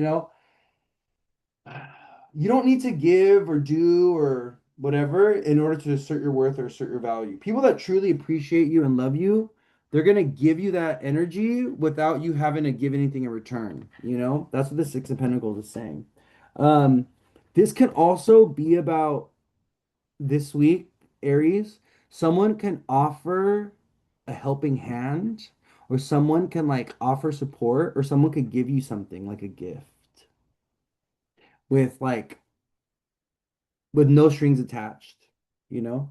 Someone may have something very beautiful for you this week. It could be a coworker, it could be a family member, it could be a friend. It could also be a stranger. I don't know why I was getting like the energy of like a grant or donation or something. I don't know why that's coming. There's a message coming through about receiving a grant or receiving like financial support or receiving, I don't know, there's something that is coming in for Aries that where someone's giving them something. Or it could be the government giving you something, right? It could be like child support coming in or something. I don't know. It just feels like there's like something, a gift coming in. It could be money too. It could be money, could be money, could be money. But it feels like this week Aries has like something coming in, like a gift coming in or something. The Six of Pentacles is giving me the energy of like receiving a gift or someone giving a gift. I got bit right. Dude, I'm getting okay, there's one thing that there's one hard thing about LA. It's the mosquitoes, dude. I've been getting eaten up alive. Like I have bug bites everywhere. They're all over my ankles or all over my feet. Like it's crazy how I've been getting bit by mosquitoes. It's like insane. But yeah, so Aries for you, Six of Pentacles, okay? Um, be open to receiving. Ask for help if you need it. I have sweet blood. I know. I know. My blood is very, and I also have like O negative, I think. I think I have like universal blood type. And what I've read is that mosquitoes like O blood more than others. Um, oh yeah, right here. Look at it. I'm right about that. Research indicates that mosquitoes may prefer type O blood. Studies show these insects land on type O individuals significantly more often than those with type A, while type A is generally the least preferred.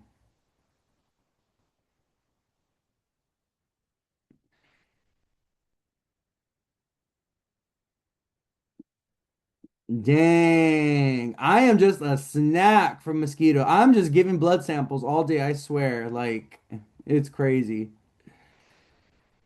So that was for you, Aries. Six of Pentacles. Okay. Being mindful of the give and take, asking for help if you need it, receiving a gift, receiving a present, honoring boundaries in relationships with others, not overgiving or overdoing or overperforming, which also came through with another sign. I think that came through with Capricorn. I think that came through with Capricorn, right? That mess up. But that was for you.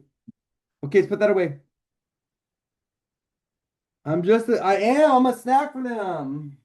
I'm like, I'm like a Tootsie Roll for them. I'm a Jolly Rancher for them. They be loving me, man. Okay. We got two more signs. So we got Taurus and Gemini.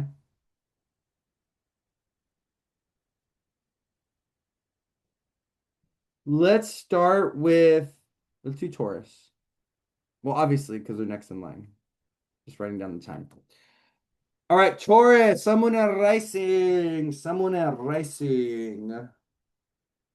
Oh, let me stretch out my legs. Whenever I talk about Taurus, I immediately get lazy. I'm like, right when I started talking, I'm like, let me stretch out my legs and get comfortable. Like a laziness just hit me. I was just like, let me just chill out for a second, let me take a little bit of a break. That's Taurus energy right there. Like, wait, don't rush me. Don't rush me, okay? I'll get to it when I get to it. All right? That's Taurus. The last thing you want to do is rush a Taurus. You never want to rush a Taurus because they're gonna go slower, you know? They're gonna waste your time even more. Just out of stubbornness. You don't rush a bull, right? We don't rush buffalo. We don't tell a bull, oh, move, get out of my way. You know what I mean? Oh, move. No, you don't do that. No, you don't. Because why? Like they will charge at you. You will piss them off. And the last thing you want is an angry cow, is an angry bull. Okay? Because once they mad, it's gonna take them a while to calm down. All right, let's take a look.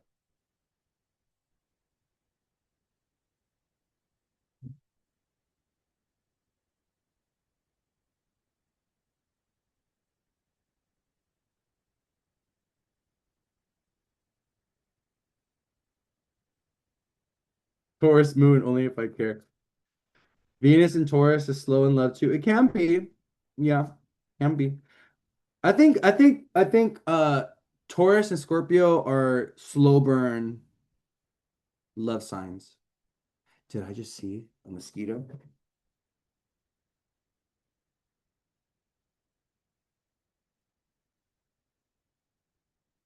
I haven't seen one in here.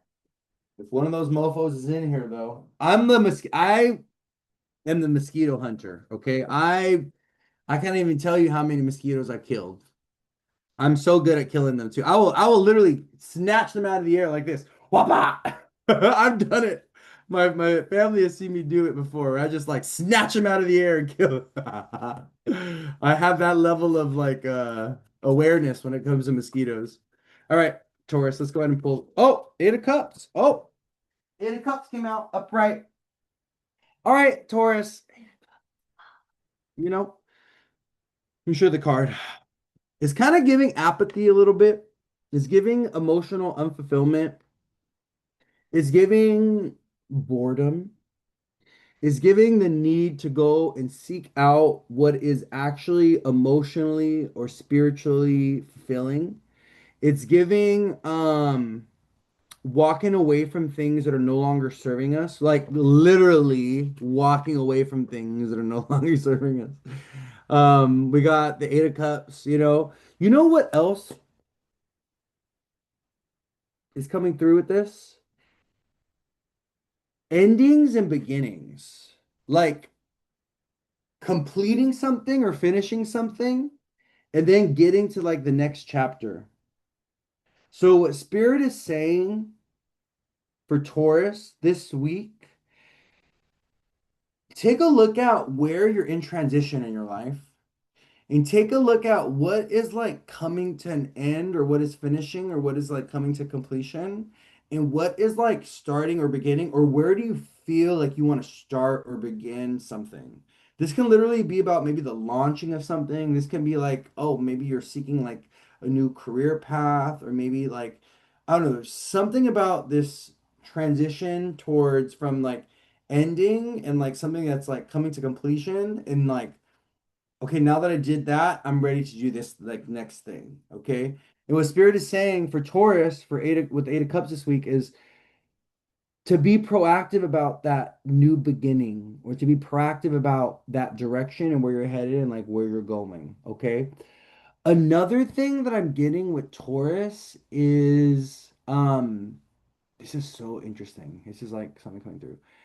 Needing to keep things private or hidden, or maybe needing to not tell people that are negative or people that are pessimistic or people that are going to cast evil eye energy your way, not to tell them what you're working on, not to tell them your goals and dreams, not to tell them your plans. There's something about really Taurus, you need to trust your own gut instinct, you need to trust your own intuition. This could also be around choices or decisions that need to be made. Like, don't ask for someone's opinion who is never done it before, who is negative or pessimistic, or who leads their life through the lens of fear or doubt, right? Like you already know what the fuck they're gonna say. You already know that they're gonna tell you, oh, like you can't do it, and oh, that's not the right thing to do. Oh, that's not safe, or oh, like don't even run it past these people. Don't even worry about what they think or what they have to say. Okay, they haven't done it before. They know nothing about it. You know, this is why I do not take advice. I don't take guidance from people that number one are not at my level, but number two that haven't done the thing before. You know, like you don't even know anything about that. Who are you to give me guidance or tell me, oh, this is what you shouldn't, baby? Because let me tell you what most people do. Most people project their own limitations and their own insecurities on others. Because when they tell you, "Oh, you can't do it," you know what they're really saying? I can't do it. I'm telling you right now. I'm telling you right now. When they're saying, "Oh, that thing, oh my God, doing that thing it might not work out. Oh my God, doing that thing is really risky." What they're saying is, "I'm afraid to do that thing." Right? We got to be very mindful of this because so many times we let other people give us unnecessary insight or we listen to unsolicited advice or guidance that all it does is lead us astray. It is why you have to know yourself so well. You have to have such a strong relationship with your own intuition and your own instincts because everyone in the world can be telling you to go left, but God in spirit and the divine and your own inner self is telling you to go right, and you got to go right. You know, very, very important because I'm gonna tell you some of the biggest tests is people that lead us astray or that try to lead us astray. It happens for a lot of people. Their biggest test is to not be led astray by others, whether it be friends, whether it be family members, whether it be lovers, whether it be a boss, a coworker. Sometimes a boss will tell you, "Oh no, you're not meant for this position. Oh no, you can't do it. Oh no," because they're threatened by you, they're intimidated by you. You know, they feel like, "Oh my gosh, this person is you're gonna take my job, or you're gonna do it better than I can." So they'll try to go ahead and convince you of your own smallness, or they'll try to convince you of your own incapability. You better listen because let me tell you, there's a lot of envious, jealous people out there. There's a lot of haters out there. And unfortunately, because Taurus is ruled by Venus, they get a lot of jealousy. People will be very envious and jealous of Tauruses, and they get it from the weirdest places sometimes, from family members, from friends, sometimes their own a parent. They'll get it from a parent. Same thing with Leo. Leo also deals with this. Leo and Taurus are signs that deal with this. They deal with like jealousy and envy from others and stuff. And when someone's envious and jealous, what they don't want you to win. They don't want you to succeed. They don't want you to thrive, right? And they will try to sabotage you, by telling you, "Oh, no one's gonna pay for your art. No one's gonna pay for that. You're not gonna be able to build an art career. That's not stable. That's not sustainable." I'm telling you, be mindful of the advice that you receive. And if there's unsolicited advice that you don't want, literally tell someone, "Listen, this topic is off topic for you. Okay? I've already committed to my choice or my decision. I already see this for myself. And all I'm asking for you, from you, is to support me. If you are unable to support me in my choice and my decision that I already made, then you're not going to speak on it anymore. You know? Conversation I had with my mom yesterday, I told her she's too judgmental and don't know anything about my job. Yeah. People be having the strongest opinions on shit that they know nothing about. And I see this in astrology with all my page and my work all the time. People are like, craziness. Oh, well, you have to read the chart, and people have the strongest opinions about like baby, listen, I am a college professor when it comes to astrology. You are in elementary school. You're in kindergarten. Okay? I'm doing astrology on a level that you can't even touch. You can't even comprehend. You don't even get it. Okay? I'm doing it at a level that is very far away from you. All right? And it's just so funny because you have these people that know nothing or very little about astrology and they have these strong opinions and these strong ideas. Baby, you don't even do readings. This isn't even your career. This isn't even work that you do every day. Right? So this is why, like, I have to be very mindful of this because when people give me these opinions and stuff, it's like I don't even pay it no mind anymore. I can't. I used to let it bother me when I was like really getting into my work and whatever, when I was learning and stuff, obviously, because I was learning and I was a student at that time as well. But now that I'm like where I'm at, I just don't even let that stuff bother me anymore. I don't even respond to these people, because I already know I know what I know, okay? And I'm great at what I do. And I would not be booked and busy all the time if I wasn't, right? So it's so people have such strong opinions about shit that they know nothing about or they know very little about. And people have such an ego around what they think they know. And we got to be mindful of this because we will literally let someone's opinion or let someone's judgment or let someone's own idea of success for us deter us and take us away from our mission and our calling, and we will let people sabotage us. We have to allow someone to sabotage us, right? We give people permission to lead us astray. You see what I'm saying? This is why we got to be so discerning because a lot of times it's the people in your life that are the biggest test. They're the ones that are going to try to lead you astray and distract you, and you got to stay committed to the plan and the vision that you see for yourself. Even if your family and your spouse and everyone around you is telling you, oh no, you can't do that. Oh no, that's not the right thing to do. Oh no, like watch me, watch me. It's very important for Taurus. Taurus, you gotta like really trust your own judgment. I think Taurus is a sign that could be overly they can be very sensitive when it comes to opinions of others, and they can, kind of let other people maybe dictate or control things for them sometimes, or, they can really take to heart other people's opinions, ideas, judgments, whatever. But be discerning with that. Be discerning with that. Like, not everyone has good intentions around the advice that they try to give you. You know what I mean? And you got to know yourself so well that when people give you bad advice or when people are giving you judgment and criticism that is literally coming from a place of jealousy or envy, you got to call it what it is. You got to see it for what it is. You got to protect yourself and you got to call that shit out and be like, wait a minute, no, this person, I got to stay away from this person. Oh, no, no, no, this person, there's weird energy. Yeah, people have weird, funky energy sometimes, and we just gotta be careful with that. So Eight of Cups for Taurus. This all came from the Eight of Cups, by the way. Eight of Cups for Taurus. Spirit is saying evil eye is real. Hide whatever it is that you're growing or whatever it is that you're manifesting. Don't be so open and forthcoming with everyone around what you're working on and putting stuff on display.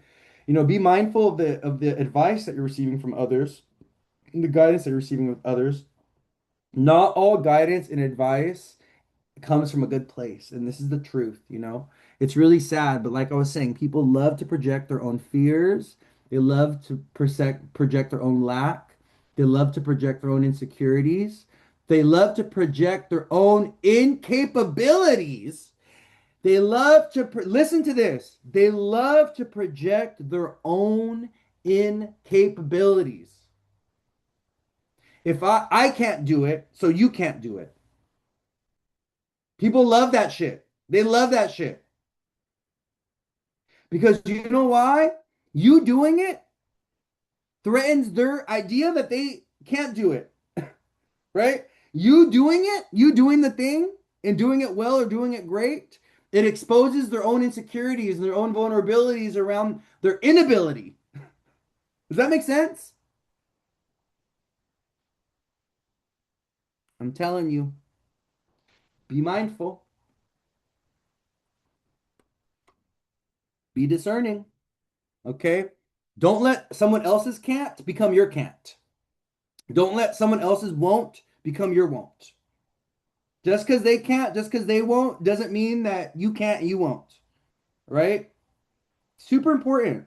It's a very important thing. You know, we literally let others limit us all the time. We let other people tell us what we can't do. And we give people authority over our life for what? They're nobodies. Nobody who can tell me what to do. Nobody. Right? Like, come on now. That was for you, Taurus. Eight of Cups.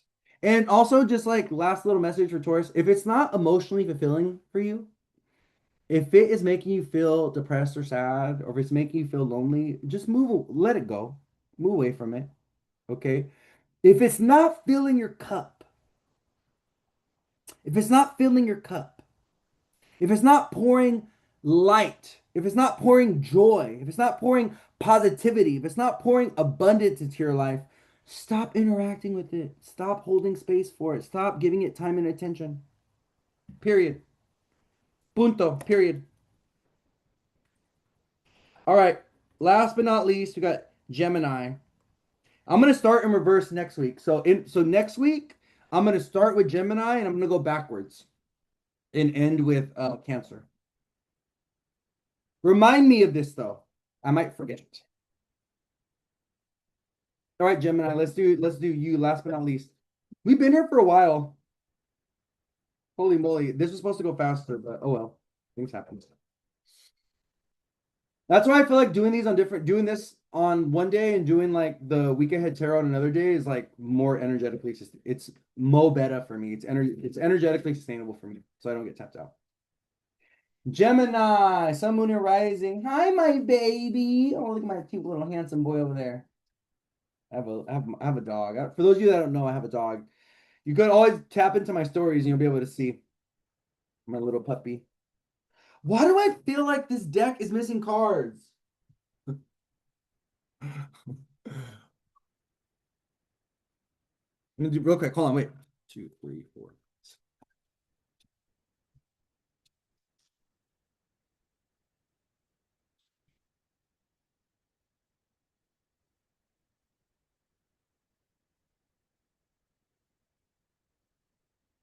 six.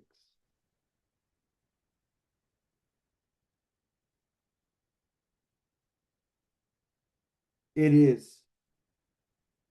It's missing cards.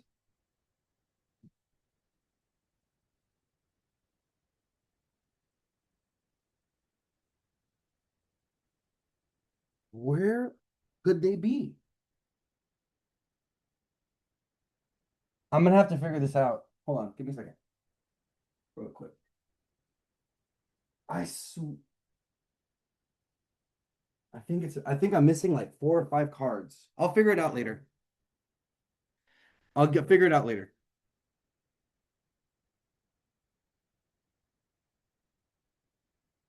I'll figure it out later. Yeah, I feel like I'm missing cards. I think there's like 4 or 5 that are missing. I just counted them right now. There should be 72 cards in here, but I think they're missing. I think I'm missing a few. It's okay. I'll figure it out after. Did I get a new dog? Yeah, I have a new dog. Yeah, his name is Gilbert. You can check my stories. He's in my stories. Actually, when I'm done, I'll recount the cards. Okay, when I'm done with the reading for Gemini, I'll recount the cards and I'll see. I'll put them all together and I'll actually see if I'm missing cards. I might not be. We'll see. All right, Gemini.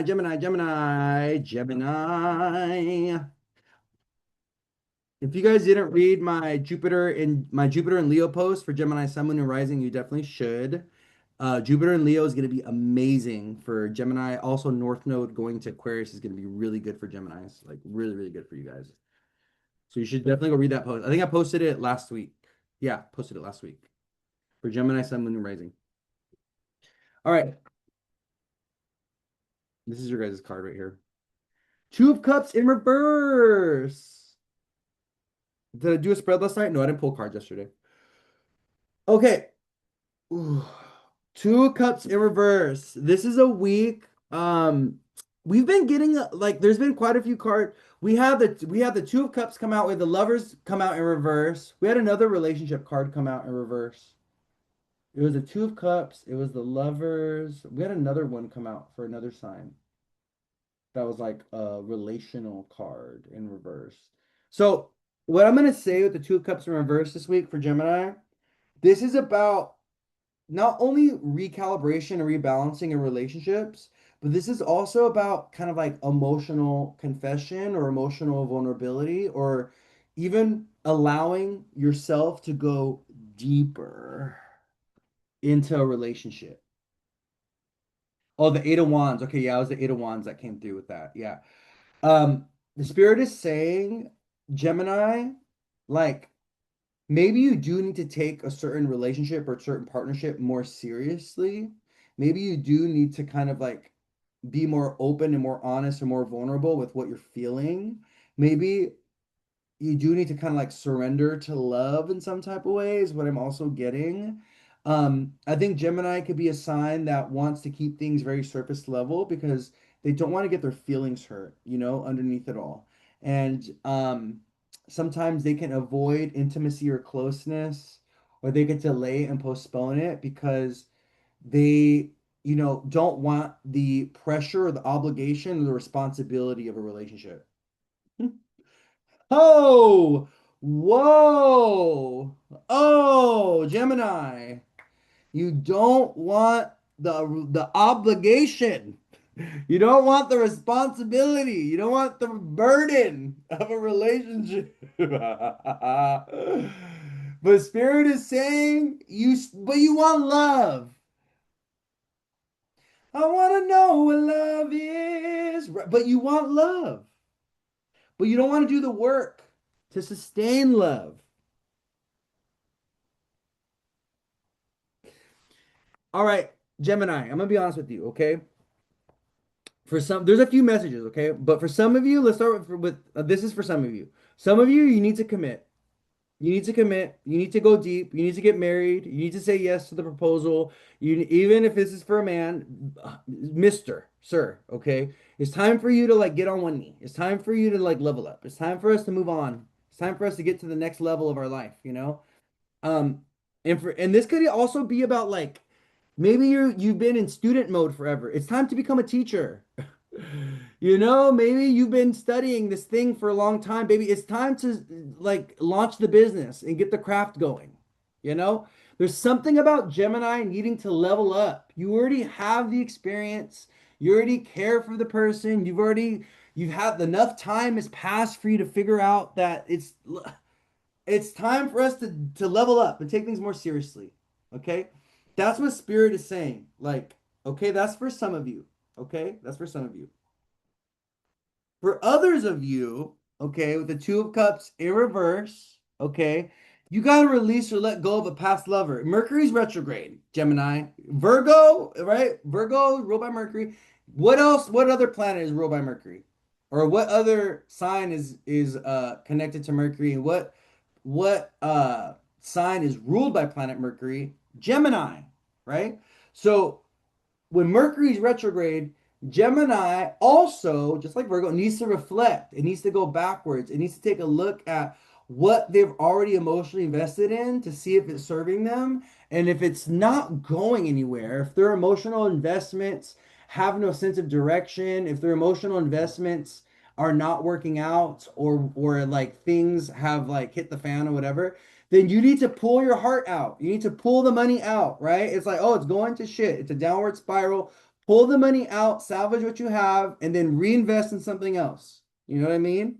Very important that Gemini, I really do feel like with the Two of Cups in reverse, if there's no compassion, if there's no love, if there's no care, let me close the whatchamacallit is on, the air conditioner's on. Then let it go. Okay, let me see. Trying to overcome a relationship was on and off, and now I'm getting opportunity and love. People are approaching but unable to trust them. Yeah, you gotta let this go. You cannot let stuff of the past hold you back from things of the present and from possibilities of the future. Just because you had that heartbreak, right? You gotta love again. You gotta pass go and go back around the board. You gotta try again. You gotta pick yourself up by the bootstraps, and you gotta move on. Like we do not want to. Okay, we don't want to give the past any power over our present, especially if it's like negative power, right? And let me explain what I mean by that.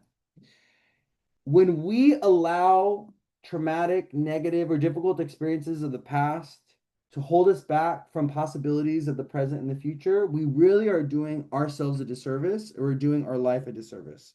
And we're postponing or delaying, the beautiful, magical potential of like a new partner to come in, or a new friendship, or a new job, or something like this. Like sometimes things can really leave us so heartbroken or leave us so devastated that we are like afraid to like love again, but we gotta love again. We gotta try again. We gotta put ourselves back out there again. It's really important. Because ultimately at the end of this comes down to like this came through in another reading. This comes down to honoring like life cycles. Like when things are meant to end, things are also meant to begin. Like endings always lead to new beginnings. Like that's the promise, right? And sometimes we get really stuck in that ending phase, or we get really entrenched in that cycle of ending. And then like we postpone and delay the beginning because we're so fixated on what happened in the past, and we're so stuck in like the trauma or the grief or whatever what happened. And yeah, like, we could go ahead and honor and grieve and, give time to that. But at some point, we got to get back up and we got to get back out there. We got to continue to live, right? And I think what Spirit is saying with the Two of Cups coming out for Gemini this week is don't let things that didn't work out or pan out hold you back from opportunities and possibilities of the future, right? Like Two of Cups, if a relationship didn't work out, if a job experience didn't work out, if a commitment, a contract, or something didn't work out, it's like partially divine redirection, but it's also because it's like you're coming to an end of a cycle, or there's like an ending of the cycle that needs to be honored. And then like, all right, now we're starting a new cycle. Now it's time to move forward. Now this new life chapter is showing up. I really do feel that for Geminis. Gemini is one of the signs that has been going through it the last few years. Gemini was going through it the last few years because of the nodes going through Pisces and Virgo scoring them, and also because of Saturn and Pisces scoring them, right? So for the last like few years, like 2024, 2025, Gemini was a lot of Geminis were going through shit. We're going through shit, like hard, difficult stuff, like loss, endings, delays, things like this. But now Spirit is saying Jupiter just went into Leo, Saturn's in Aries. Spirit is saying, like, Gemini, it's time for you to put yourself back out there. It's time to be back out in the world and get back to yourself, okay?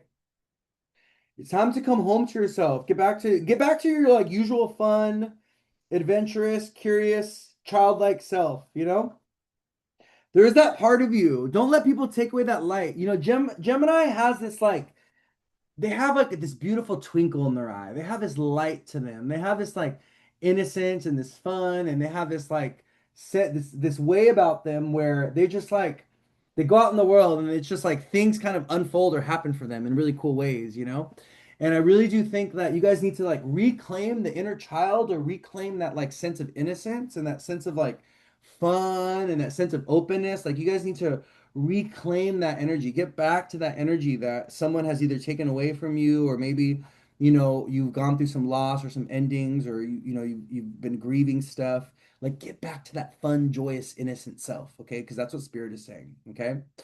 I love that for you guys. So yeah, but the two cups in reverse this week, relationship stuff that is not working out, or relationship misunderstandings, releasing emotions of the past, emotional attachments of the past, Gemini, it's no longer serving you, you know.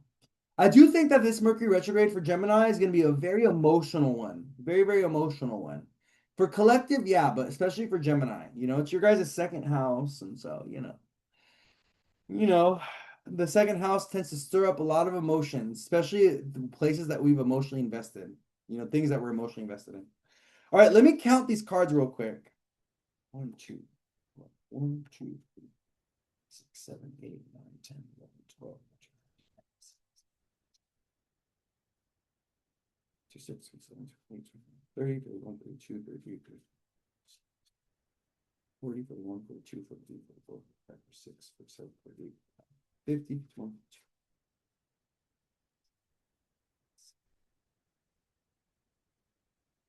I have 67 tarot cards. 67. What? Hold on, I'll be right back. I'm gonna check the back real quick. I'm missing tarot cards.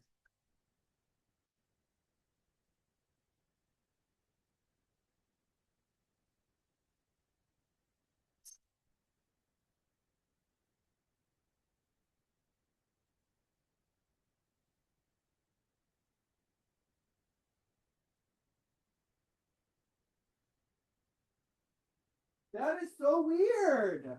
I never lose cards. That is so. I straight up. I knew it too. I felt it. I felt that I was missing tarot cards as well. Oh no. It's I Y'all, I'm missing. Someone says 6, 7. I'm missing tarot cards. Hold on, let me open up this.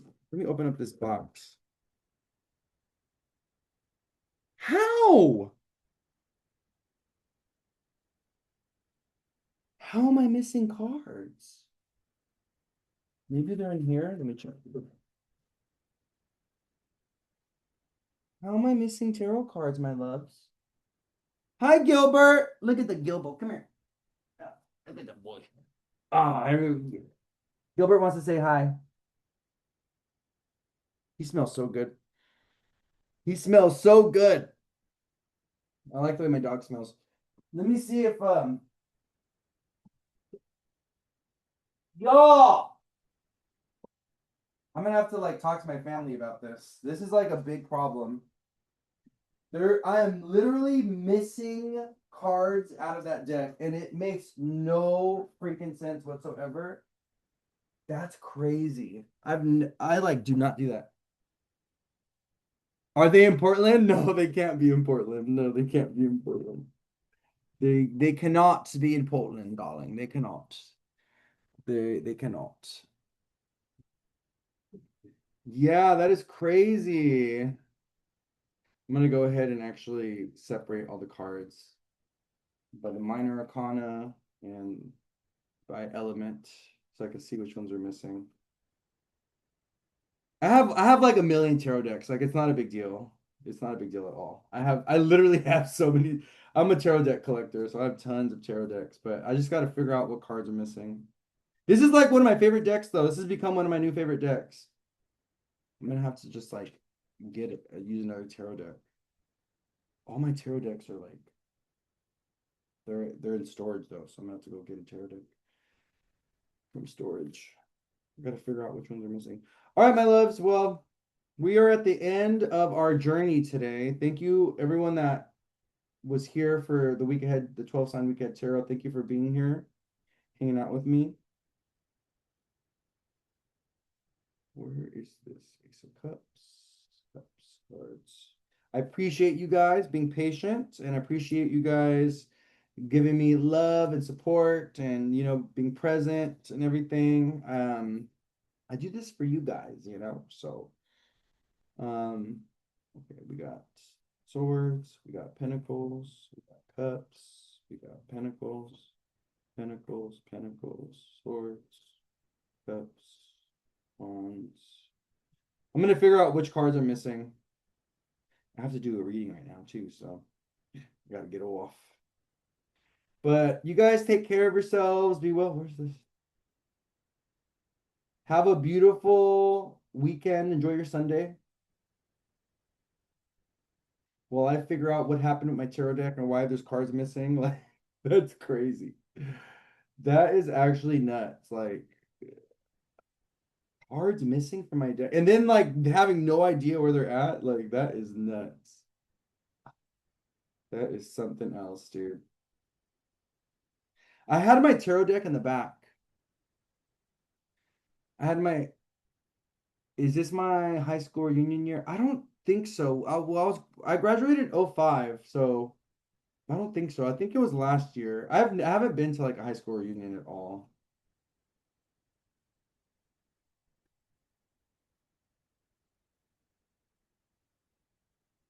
Oh, I gotta go. Yeah, I gotta go. I gotta go. I gotta go. I gotta go. All right, my loves. Have a good day, okay?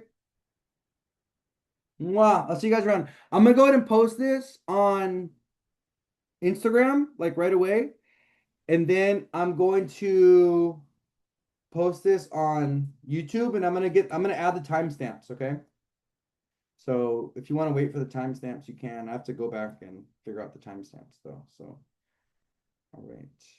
I think I've got all of these in the proper pile. Okay, there should be 21 major arcana cards. 1, 2,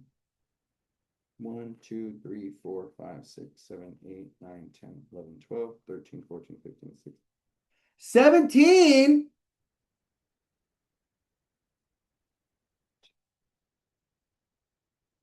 6, 7, 8, 9, 10, 11, 12. I have 17 major arcana cards. And there should be 21.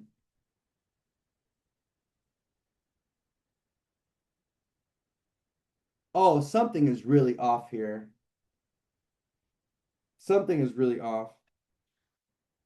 6, 7, 8. I only have 11 wands cards. 2, 3, 4, 5, 6, 7, 8, 10, 11, 12. Okay, 13. I have 13 cups cards, so they're all here. 1, 2, 3, 4, 5. Oh, wait, hold on. 1, 2, 3, 4, 5, 6, 7, 8, 10, 11, 12. Okay, I have 13 pentacles. Okay, they're all there. 1, 2, 3, 4, 5, 6, 7, 8, 9, 10, 11, 12. I'm missing a swords card. So I'm missing like 2 wands cards, a swords card, and a few major arcanas. I'll keep you guys posted. Someone borrowing cards from your deck. Yeah. All right, I gotta go. I gotta go. I love you guys, okay? I'm just gonna like, I'll figure this out later. I love this deck. This is like one of my favorite decks. Oh, I'm sad. Oh well. We'll figure out what. Dad, did you happen to see any missing tarot cards like that flew back there at all? Negative. I haven't paid attention. Oh yeah, okay. I was just wondering. You missing some? Yeah, I'm missing some tarot cards. I don't know what happened to them. I had the deck on the back. I don't know. It could be like, yeah, no, it's okay. It was like, yeah, it's okay. All right, y'all. I love you guys. Take care, okay? Have a good day. Bye.